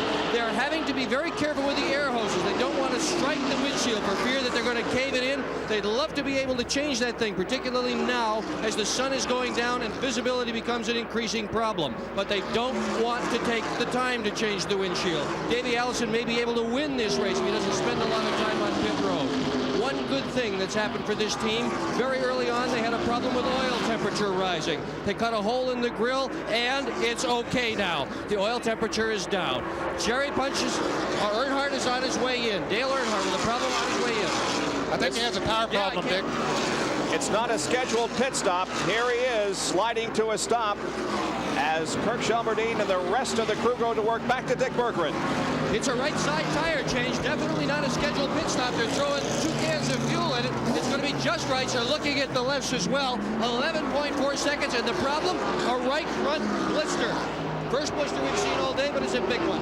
And he goes a lap down. Dale Earnhardt, because of a blister tire, goes a lap down to the field. Makes you wonder if they've run out of scuffed tires. You know, they may have had to put some new tires on because they may have been out of scuffs. That's the only reason I can think of why we would have a blister this late in the race. So Dale Earnhardt has some making up to do now after going a lap down. Others will have to make stops that they got a little while ago before, of course, they would have to come in for their pit stops. And so Dale Earnhardt drops out of this great battle for third position. Right now it is Waltrip and Davey Allison and Terry Labonte. Let's go to Dr. Jerry Punch. We're in the Darrell Waltrip pit with Jeff Hammond, the crew chief. And Jeff, your car looks awfully strong on the straightaways, but it drifts up high in the corners. Is there a problem with the car? Well, right now, Jerry, it looks like we've got a little bit of problem as far as the stagger is concerned. We've been trying to get that worked out all day long. We've been adjusting the wedge and working with the tires today, and that's about as good as we've had it yet. We've got another set here on the wall that we've really been fine-tuning on, and we think we can get them on the car, but that'll really be what we need for the end of the race. So, we got a caution right now. I got to go. Yep, it's Alan Kulwicki who has bumped the wall coming out of corner number 4. Not a hard hit. The car continues, but he did cave it in on the right front corner of the car. And a lot of smoke coming from it because the body is rubbing against the tire. So this will bring out our 9th caution period of the day. I think he had a right front tire problem on his car that caused him to get in the wall as Rusty Wallace comes across the start-finish line. He was about to put a lap on Sterling Marlin, so this will be a welcome caution for Sterling Marlin. He was having some problems. He was running very strong earlier in the race, and here we see Alan Kulwicki getting into the wall off of turn 4. Apparently the right front tire went down on the car that got him into the wall. Not nearly as hard as we saw Richard Petty and Harry Gant get into the wall earlier. Now Dale Earnhardt had lost a lap because of that pit stop. He did not get it back because of this caution. So it's out on lap number 250 because of Alan Kulwicki's journey into the 4th turn wall. But it looks as if Alan will simply come in and have the tires changed, and they'll pull out that body work, and Alan can continue in competition. Rusty Wallace is coming in, and Dr. Jerry Punch is there to call this pit stop. Well, again, Rusty coasts the car in very gingerly, pulls it away from the pit wall so they have room to work on the left side. They will put right side tires on the car. The crew again working right side tires. Norman Kosamisu putting the fuel in the car. Dale Earnhardt is back in after that unscheduled stop. Davey Allison also on pit road. Davey Allison fixing that rubbing tire problem they had a while ago, trying to pull some of the sheet metal away. Back to Rusty Wallace's pits as Wallace's car is down and away after a 4-tire change. And I think Bill Elliott has finally stayed out on the racetrack and has led a lap. Now that's just my speculation. He's still out on the track. He's coming into the pits right now, I believe. Nope, he's staying out there again. He's going to be sure that he leads a lap because the caution car hasn't gotten out there yet. So Bill Elliott is staying out on the racetrack. Yeah, now the caution car is out there in turn 4. It's picked up Darrell Waltrip. So I don't know. We'll have to check and see a little bit later from official scoring if Bill have made early pit stops and may have lost a lap on that situation there. Well, we saw Rusty Wallace coming around very quickly. He stayed out on the racetrack, and that might be the case. So we'll see. That strategy might not have worked for them this time as it did earlier. So we watched Davey Allison as he is now caught up to the lead pack. He will be coming in, however, for a change of that windshield now that we are under a caution and they have time to do it. Well, that's a smart thing to do. You know, they've been complaining about the windshield. The visibility is getting worse as the shadows get longer and longer. It's a caution period. There's a lot of confusion with the pace car. Davey's got the best opportunity right now to change his windshield. Let's go to Larry Newber in Bill Elliott's pit. Well, Gary, we've got a serious problem down here in terms of tire. Now, I don't think this is going to hurt his chances for the race, but you never know. When Bill came in, Gary, the left front tire was destroyed. It wasn't flat. It wasn't equalized. It wasn't losing air. It was destroyed, and it came in shreds. And the left front side of the car was dragging on the ground. They jacked the car up and gave it a cursory glance, of course, changed the tire and put Bill back on his way, but I would anticipate that he'll come back in, particularly if this yellow flag continues. So the reason why Bill slowed so suddenly on that racetrack was a destroyed left front tire. All right, we watch now Davey Allison come in for his pit stop and a change of windshields, and Dick Berggren is there in the Davey Allison pit and can tell us what is going on. Well, ordinarily, if you were going to have your windshield change, you'd probably need a calendar to time it. We're going to time this one with a stopwatch and see how well these fellas do. Gary, how difficult is it to change one of these things under this kind of pressure? These guys have a good chance to win this race if they can do this fast enough. Well, you can see that they've just loosened 3 tabs across the top of the roof, and they've turned them up. Now they're turning them back down and tightening them with that speed handle. 3 little tabs is all that holds the windshield in. There you can see the man in the middle with a little T handle tightening the last little Allen screw, and they're putting a little tape around it. The windshield's done. You know, in a passenger car, if you took it to the glass shop and said, I need a new windshield, they'd probably charge you about $200 and want to keep the car all day. So Davey Allison just got a $200 windshield replacement.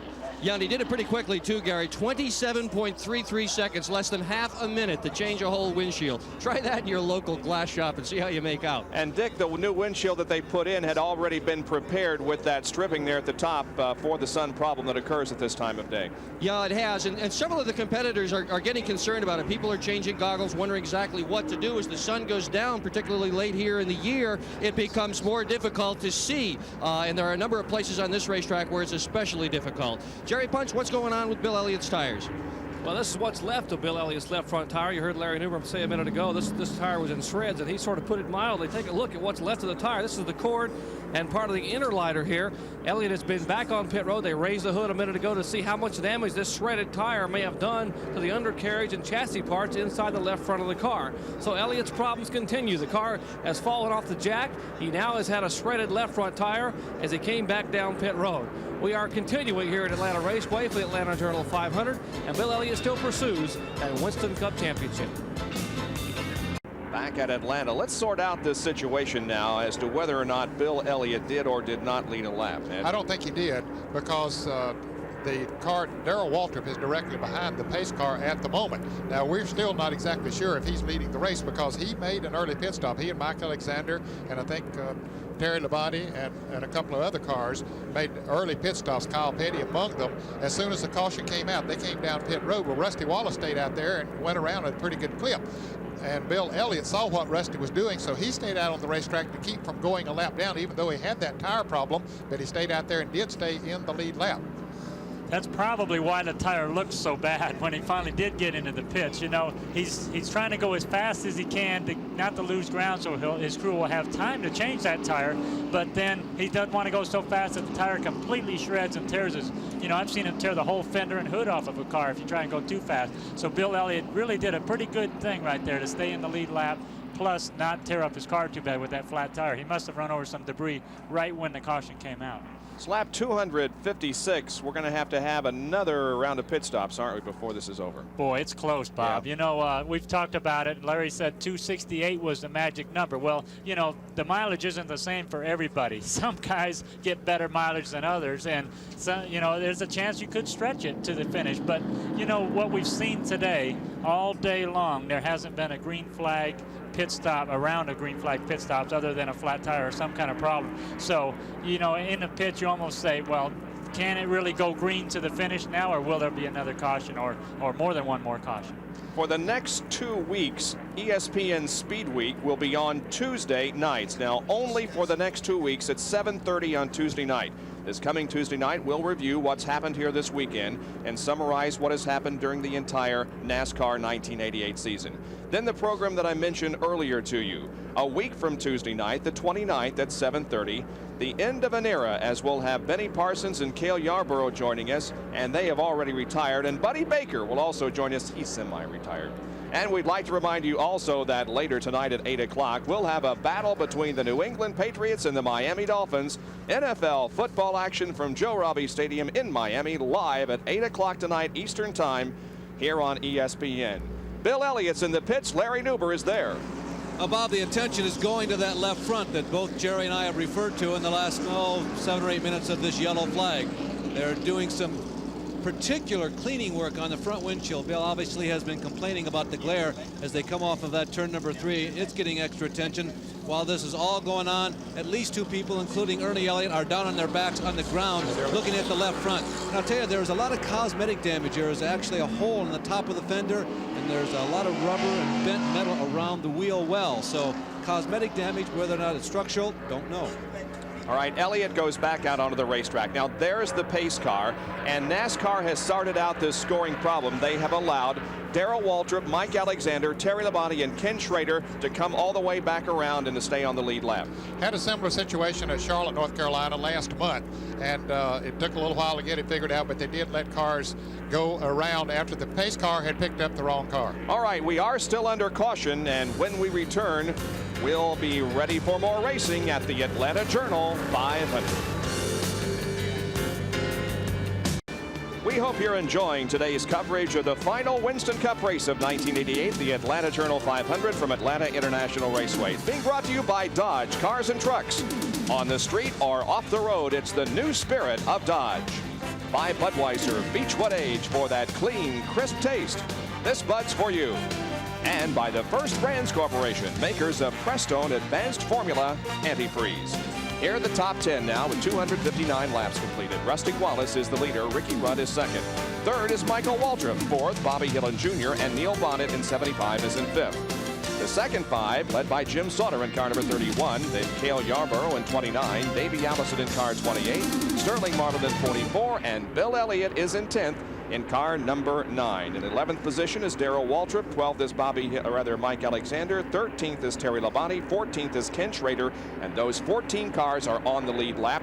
We're about to go racing once again. If the championship were to be, with the race were to end right now, the championship would go to Bill Elliott, although Rusty Wallace is the leader. Now, the number 3 car that will come down leading the string of cars is Dale Earnhardt. He technically is on the lead lap, but not the leader of the race. Look at this. They spread out 4 wide as they head for turn number 1. Well, a lot of scrambling for positions as the green flag dropped, and Earnhardt trying to stay out in front of Rusty Wallace as we watched from Rick Wilson's Kodak film Oldsmobile. Phil Parsons directly in front of him. The yellow car on the right side of your screen there is Michael Waltrip, who has run a very strong race here this afternoon. He's currently in 3rd place. Boy, look at that sun, the glare through the windshield. The windshield's so pitted from the sand all day. All the drivers have to look into that as they come through that turn. Boy, there has to be a point on the racetrack for a split second or maybe 1 or 2 seconds where you just literally can't see anything while you're looking right into that sun. Cale Yarborough as we go inside the Hardy's car, and he's got Davey Allison right ahead of him. Cale having one of the best runs for his team actually this season. Dale Jarrett had run in 2nd place at Dover earlier this year for a while, finished 8th at Riverside, but Cale has stayed in the lead lap in the top 10 here now. We'd like to see him have a good finish. And there is how it looks from the vantage point of the spectators that have gathered here in Atlanta this afternoon. That's Mike Alexander in car number 12 running alongside Cale Yarborough. Now remember, Mike Alexander, Darrell Waltrip, and Terry Labonte were sent around, so they had to go to the rear of the field. The pace car had picked up inadvertently the wrong car, and so they were sent around, and that's why they're as far back as they are. So the early pit stops they made really worked to their disadvantage on that particular occasion. Well, a little bit later, we're going to be announcing the Goodyear Eagle Driver of the Race Award. Goodyear will be giving $1,000 to the Winston Cup Racing Wives Association in that driver's name. And certainly there are many to consider when the final votes are cast in that particular honor, the Goodyear Driver of the Race. Back back inside Cale Yarborough's car, the Hardee's race cam providing the pictures.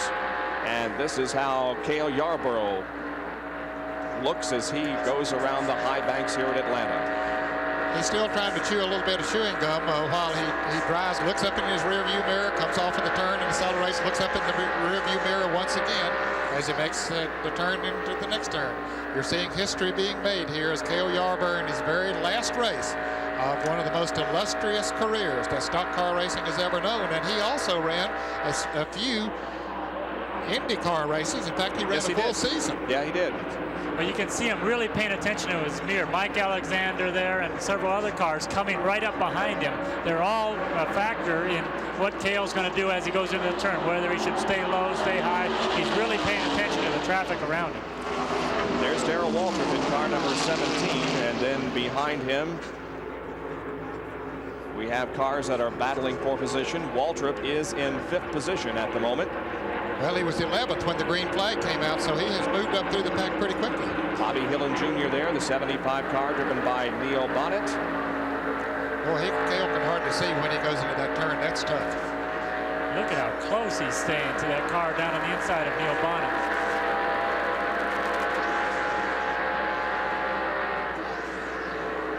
Backing off the accelerator, the RPMs going down, feathering the throttle through the corners, and then standing on it once again as he comes out of the corner. Now here are the Stavola brother cars battling side by side. That's the number 12 of Mike Alexander and the 8 of Bobby Hillin Jr. Speculation is, we have a car that has spun into the pits again. That's Jim Sauter in car number 31. We have seen that, I believe, 3 times today. Phil Parsons almost spun, almost hit the end of the pit wall. And Rick Wilson also spun into the pits earlier in the race, and now Jim Sauter, he's pitted up there toward that end, so perhaps it was not a spin. Now look at this. It is Rusty Wallace in car number 27 who has lapped Dale Earnhardt in number 3. Looks like Dale is just going to say, okay, go ahead. Yeah, I don't think he has any choice.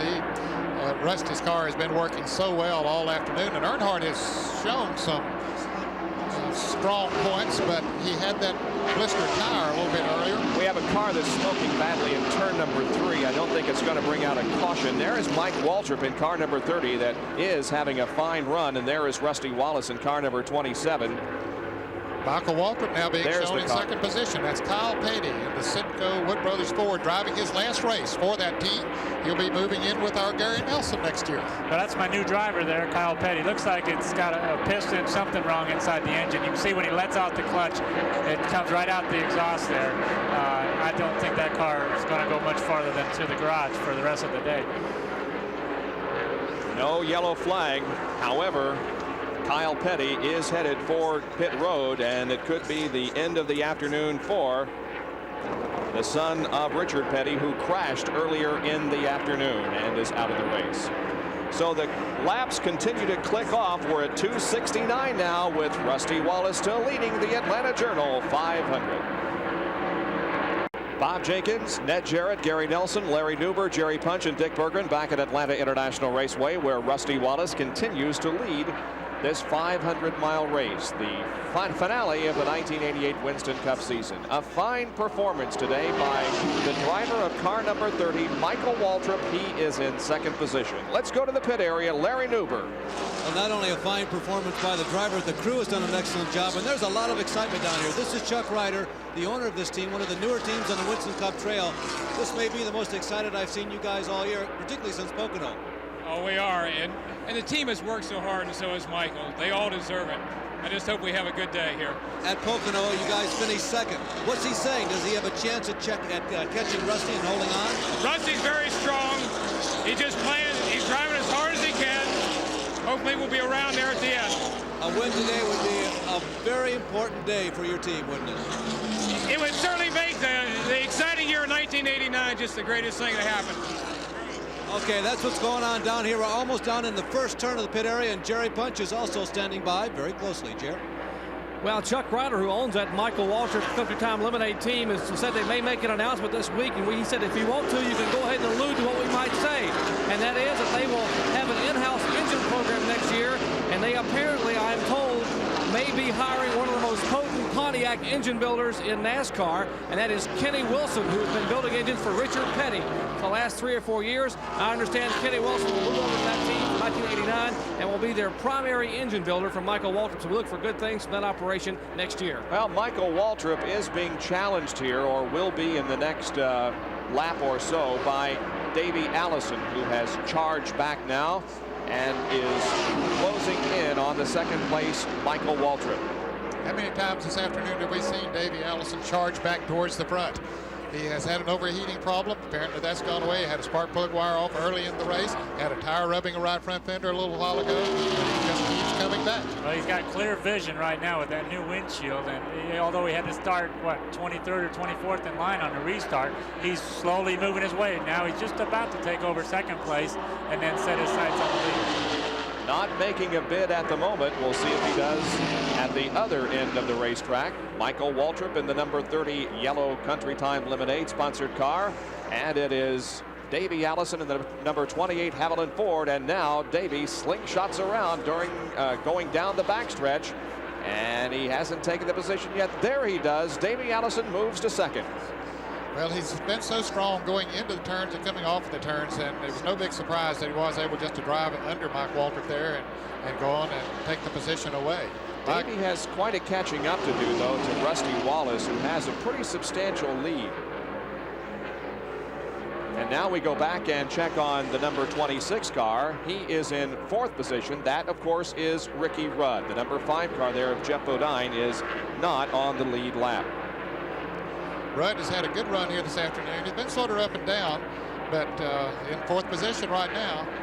In a very challenging position is Jeff Bodine, who is a couple of laps down, tries to move on the inside of him. That is no threat to Ricky Rudd as far as position is concerned. Rusty has about a 5.5 second lead on the second place car of Davey Allison. There you can see Jeff Bodine passing Ricky Rudd in that number 26 car. Jeff Bodine is in 16th position, 2 laps down. The car number 6 of Mark Martin is being pushed behind the wall. Apparently he's going to be out of it. He lost a cylinder earlier in the race and now apparently is going to be out of the race. Bill Elliott has not led a lap yet. However, Rusty has now clinched the 5-point bonus for leading the most laps. Plus, of course, he picked up the 5 bonus for actually leading a lap, and so he has picked up 10 points on Bill Elliott so far in this race. But again, if the race were to end right now, Elliott would have the Winston Cup title in hand. They are not separated by enough positions that would give Rusty the Winston Cup, although he does lead this race. And we are 47 laps away from the end of this race at Atlanta, Georgia, and we'll be back after this. Back at Atlanta International Raceway and the Atlanta Journal 500, where Rusty Wallace has the race in hand. There you can see some of the first-time winners in the 1988 NASCAR season. Blake Speed, Phil Parsons, Ken Schrader, and Alan Kulwicki. And those 4 break the record and set the modern-day record for first-time winners in a season. It has been a tremendous year in Winston Cup competition. And along those lines, before we get rushed at the end of our program, there are a few people that we would like to thank here at ESPN for their cooperation as we have covered the Winston Cup races this year. Needless to say, the entire France family goes to the top of our list. Les Richter and Dick Beatty, who pretty much run things on a race-to-race basis in NASCAR, have been very cooperative with us all during the season. Morris and Jeannie Metcalf in scoring, Harold Kenner the starter, and all others associated with Winston Cup competition. Thank you, gentlemen and ladies, very much. Here's Ricky Rudd in car 26 and Darrell Waltrip in number 17. The battle for 5th spot. Waltrip has caught Ricky Rudd. Rudd was battling not too long ago with Davey Allison. Davey just went on away, and now the number 17 has pulled up on his back bumper. Davey Allison has just moved up and went around Dale Earnhardt, but Rusty Wallace still has a good lead. But this is the battle for the number 5 position between Ricky Rudd and Darrell Waltrip. you know, Michael Waltrip up ahead of his brother Darrell there is really hanging onto that third place really well. Nobody's gaining on Michael Waltrip. Davey Allison went on by, but Davey's going on by everybody, you know, all day.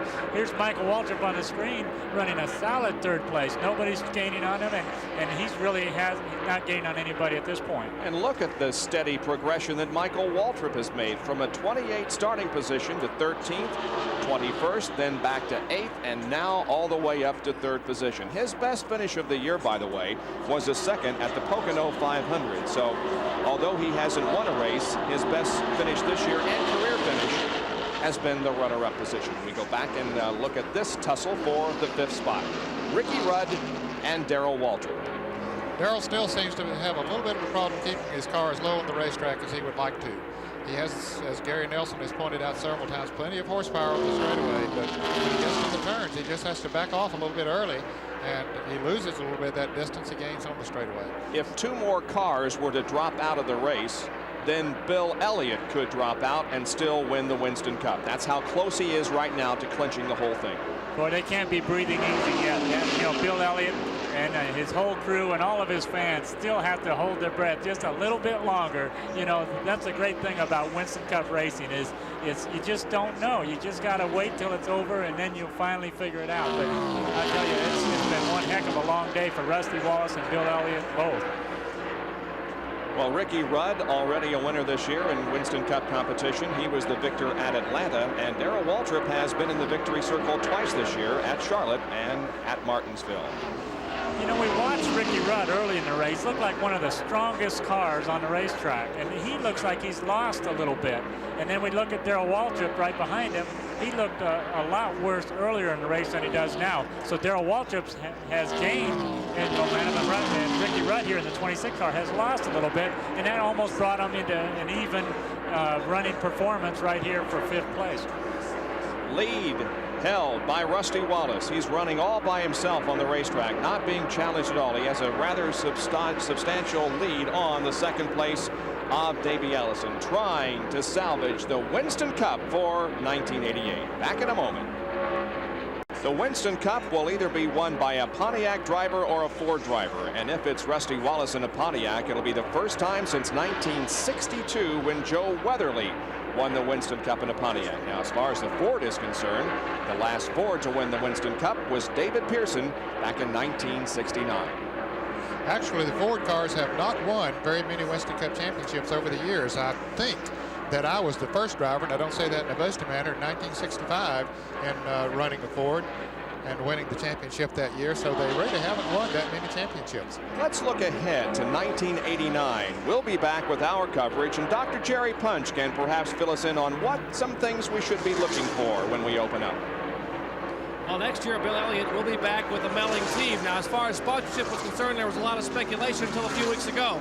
They will be back next year with the Golden Colorado Beer Company. The Coors will be a sponsor, as will Motorcraft. Now, there is serious speculation there will be a 3rd associate sponsor. In fact, they haven't made any commitments yet, but we are told we should look possibly for underalls to go on the Elliott crew.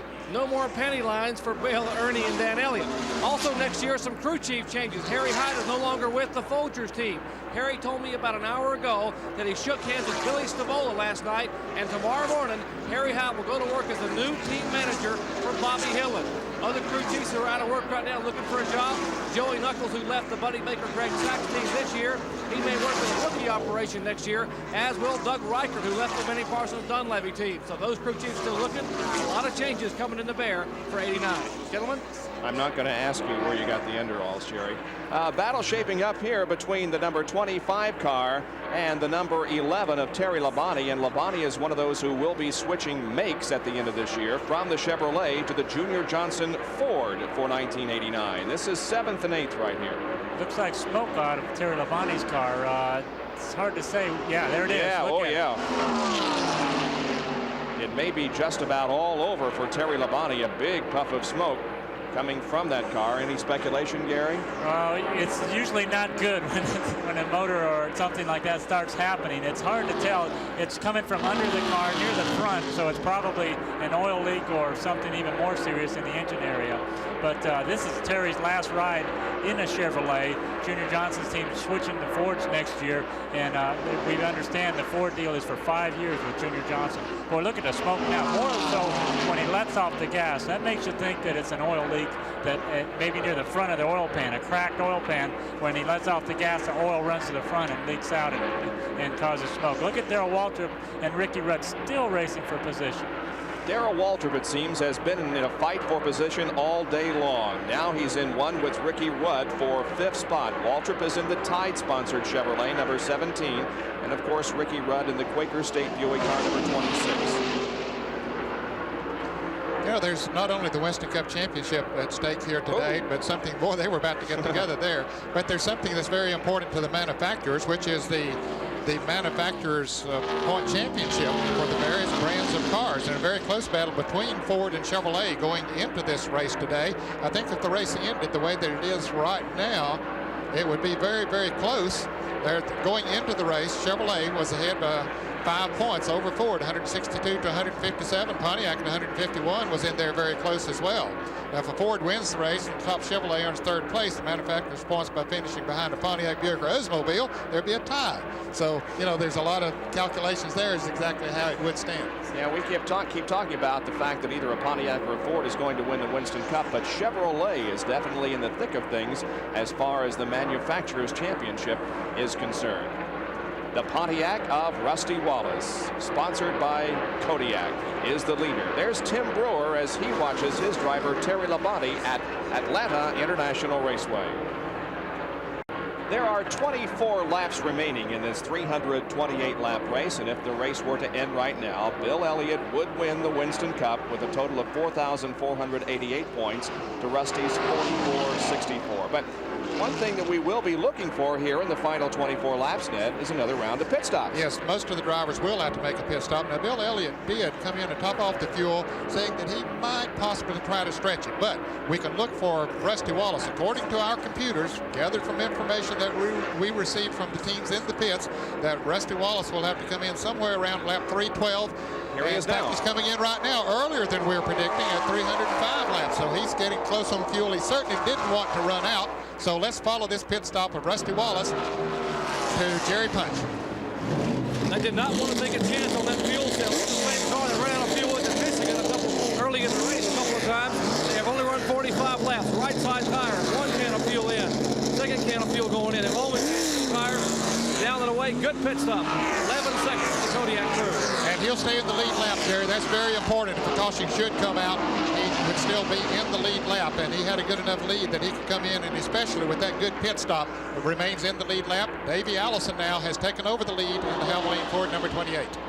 I'm very surprised they changed tires. I would have thought just a splash of gas, although with about 21 laps left to go, I guess they feel like the newer tires on the car will give them that extra speed. You know, they could have probably got about 6 or 7 seconds worth of fuel in the car and had enough fuel to go to the end, but they stayed for the 11 seconds to get the 2 tires. Hopefully they'll make up that 5-second difference.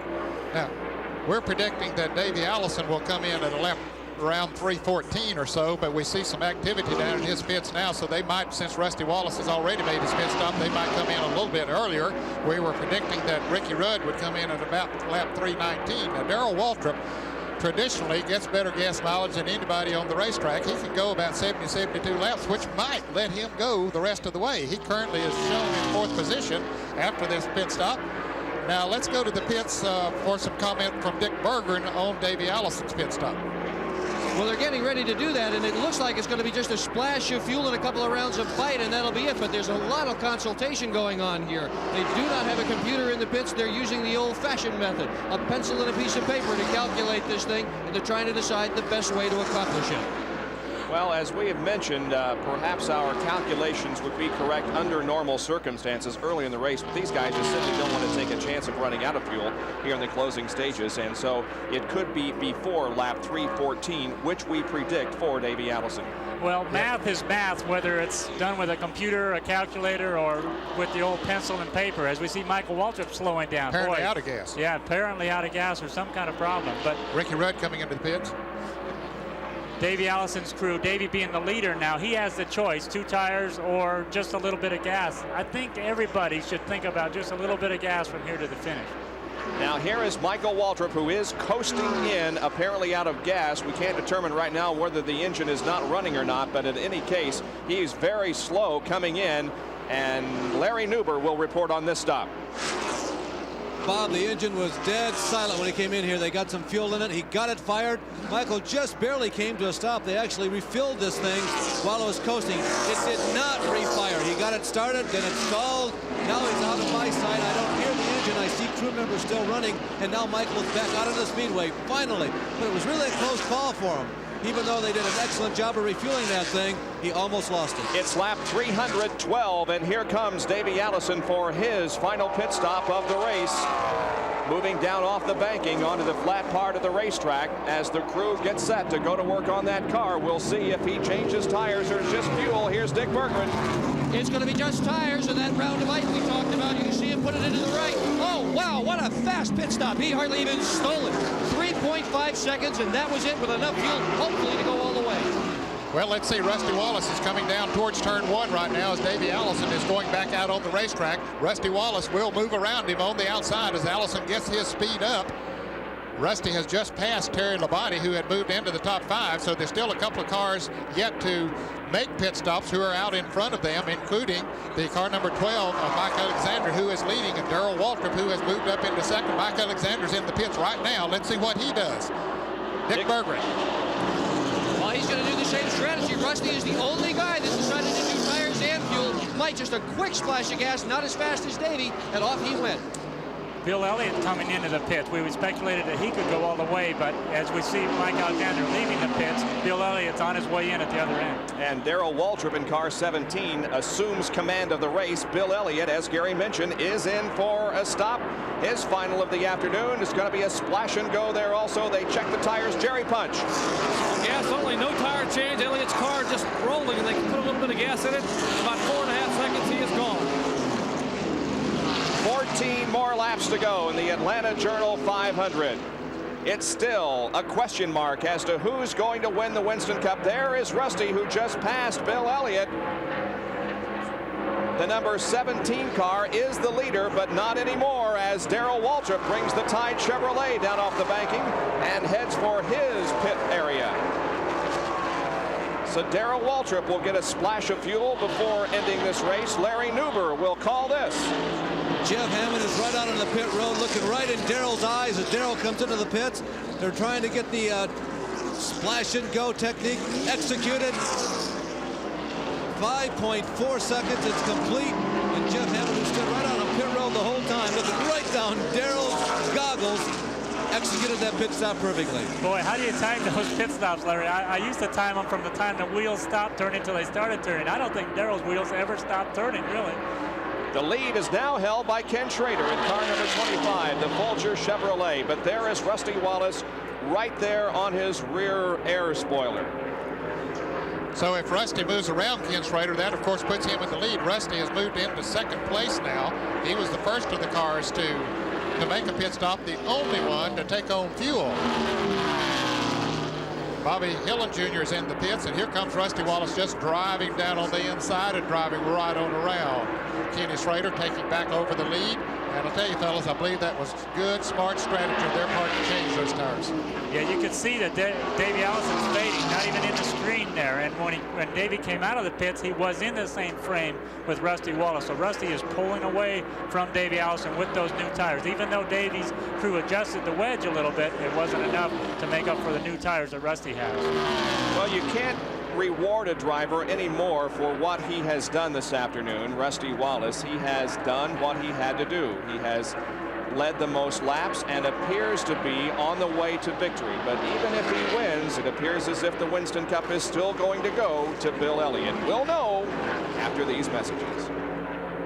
There are less than 8 laps to go in this afternoon of racing here at Atlanta International Raceway, where Rusty Wallace in the Kodiak Pontiac is leading the race. The second place car is Ken Schrader. Davey Allison is third. Mike Alexander is fourth. And Darrell Waltrip is in 5th position.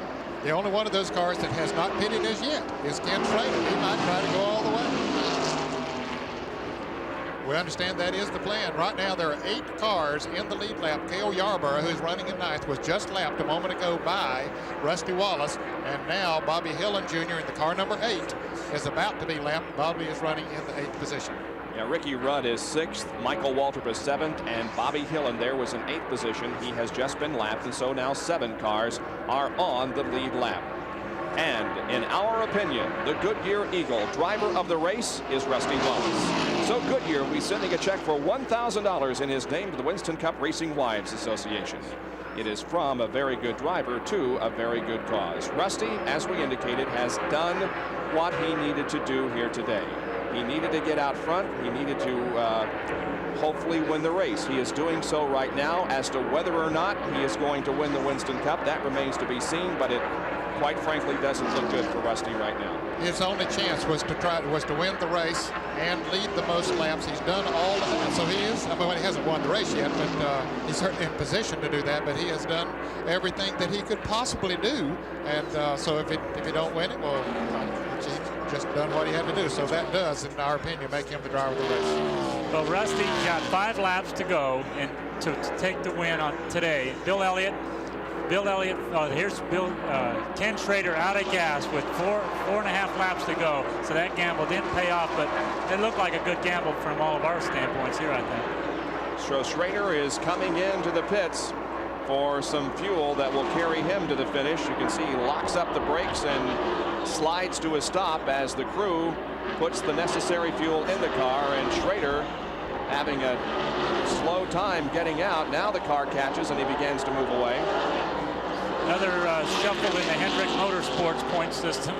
But as far as the Winston Cup points go, Bill Elliott's got 4 laps. If his car will keep running, there's nobody in front of him. There's one car near him behind.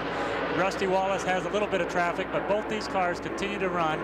Rusty Wallace, I'd have to take my hat off to him for the effort, the determination he's shown all year. And Bill Elliott, the same thing, to be able to pull off everything he's done so far this year. We saw just a moment ago, and right in front of Rusty Wallace is the car number 30 of Michael Waltrip. There you see the yellow car number 30. He was running in 2nd, then 3rd place for a long time. In 3rd before he ran out of gas, made his pit stop. Now he's almost a lap down. That's unfortunate. He finds himself back in 8th, 7th position, but running out of gas has really cost him here this afternoon.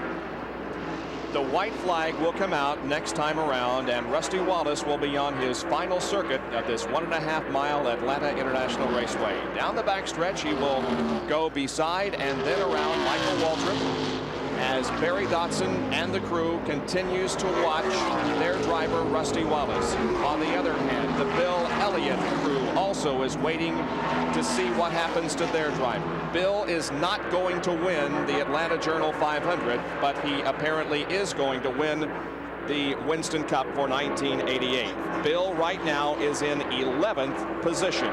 And remember, he needed to finish 18th or better to win the race, or rather win the Cup, regardless of what Rusty Wallace did. And it is going to come down to that situation. Rusty Wallace from Fenton, Missouri is about to win the Atlanta Journal 500. Here he comes off of corner number 4, and Rusty Wallace wins race number 6 of 1988, the final one of the year. It's a celebration in the Kodiak Pontiac crew.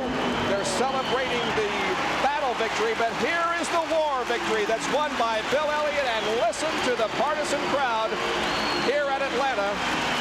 We're just down the road from Dawsonville, Georgia, Bill's hometown, and he had a tremendous turnout of people here this afternoon to cheer him on to the Winston Cup, and they did so successfully. Well, certainly congratulations are in order for a team that's done a tremendous job this year. See Ernie Elliott, he's the one with the glasses on there shaking hands. Very happy fella as he finally wraps up that championship that he has sought so long, worked so hard for. Last year's champion, Dale Earnhardt, just handed the crown to Bill Elliott. He waved to him as he passed him going into the pit area. Well, Rusty Wallace is moving into victory lane, and it's got to be a bittersweet victory for him. Sure, he's going to be happy that he has won the race, but on the other hand, as we see Rusty move into victory lane, Cale Yarborough is taking an extra lap around this racetrack with his hand high in the air, saluting his fans who are applauding him on his last Winston Cup race ever. So Rusty Wallace moves into victory lane.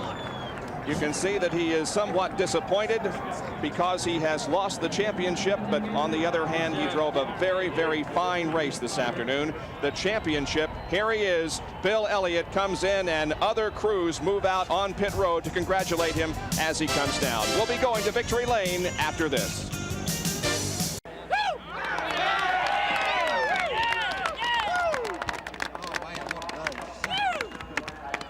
The winner of the Winston Cup emerges from his car. Jerry punches right there. And his first words, "Oh man, I'm tired." Bill, congratulations. We shouldn't call you Bill. Your new name is Champ. Congratulations. Well, I'll tell you what, it took the last lap all day long to know. And the thing of it is, I run hard, and Rusty did what he had to do, and I did what I had to do, and I dodged bullets all day long. And here we are. It's all it needs.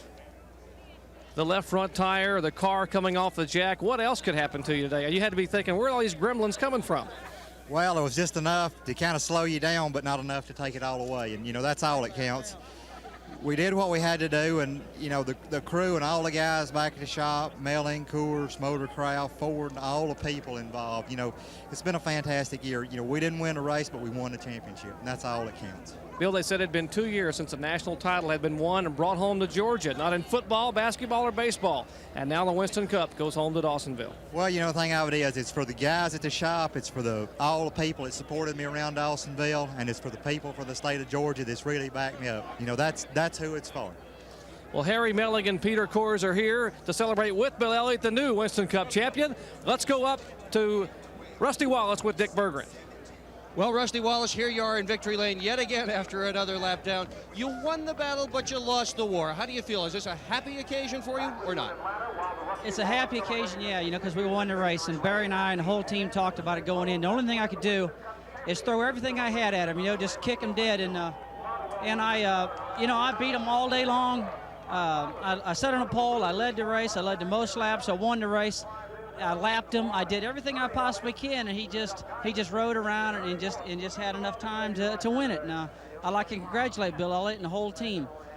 This is a happy occasion for me, but yet it's a little bit of a letdown, and the team understands our feelings. But when you try so hard and come up only 24 points short, it's a letdown. But I'm very happy for Kodiak, Pontiac Motor Division, Mobile One, AC Spark Plugs, and all the sponsors that stuck with me through this year. 6 wins, more seconds, more top 5s, more top 10s, more money won. We murdered them, but we just come up short. In the weeks leading up to this race, you and Elliott did a lot of things together. It almost seemed as if you had become friends. Have you? We're friends. We're a lot of friends, and it's my turn next year. I can tell you that. I think that I drove hard enough this year and beat on the whole field long enough that I should have won this thing. It's just that my little incident at Richmond got me down and some things like that. But that's racing. I'm going to forget about it, and I'm just going to work my butt off for this team next year and try to bring home this championship. Have a nice time in Hawaii. His time will come. Back to you, Bob Jenkins. Bob. And so the shootout that we talked about before the Phoenix race is completed, and it is won by Bill Elliott, although Rusty wins the race today. And our Winner's Circle interview has been brought to you by Goodyear Eagle Tires. Goodyear, because there really is a difference. Well, we're going to wrap up our final Winston Cup telecast for 1988 when we come back to Atlanta. Bill Elliott and members of the Coors Melling Motorcraft crew now take their victory lap here as Bill has won the Winston Cup for 1988. As far as the top 5 finishers in our race here this afternoon, it was Rusty Wallace, Davey Allison, Mike Alexander, Ricky Rudd, and Darrell Waltrip. Well, it's been a tremendous season, Bob, and I'm glad to have been a part of it here on ESPN. Look forward to 1989 because with the competition we have now in Winston Cup racing, I don't think any race fan wants to miss any part of it. Well, it sure was good to see Bill Elliott's $1 million smile, and his face lit up, his eyes lit up again. You know, since 1985, he's really put a lot of pressure on himself to try and get that championship that he came so close to getting in 1985. And really, he's been a different person, in my opinion, as far as his smile and the brightness of his eyes. But he sure looks good now. The final point standing shows that Rusty Wallace loses the Winston Cup to Bill Elliott by a total of 24 points. It's been our pleasure to be a part of the 1988 Winston Cup season, and here is how we remember it. There are so many support people that work on these telecasts to thank, but you know who you are, and we thank you very much, especially to producer Neil Goldberg and director Mike Wells.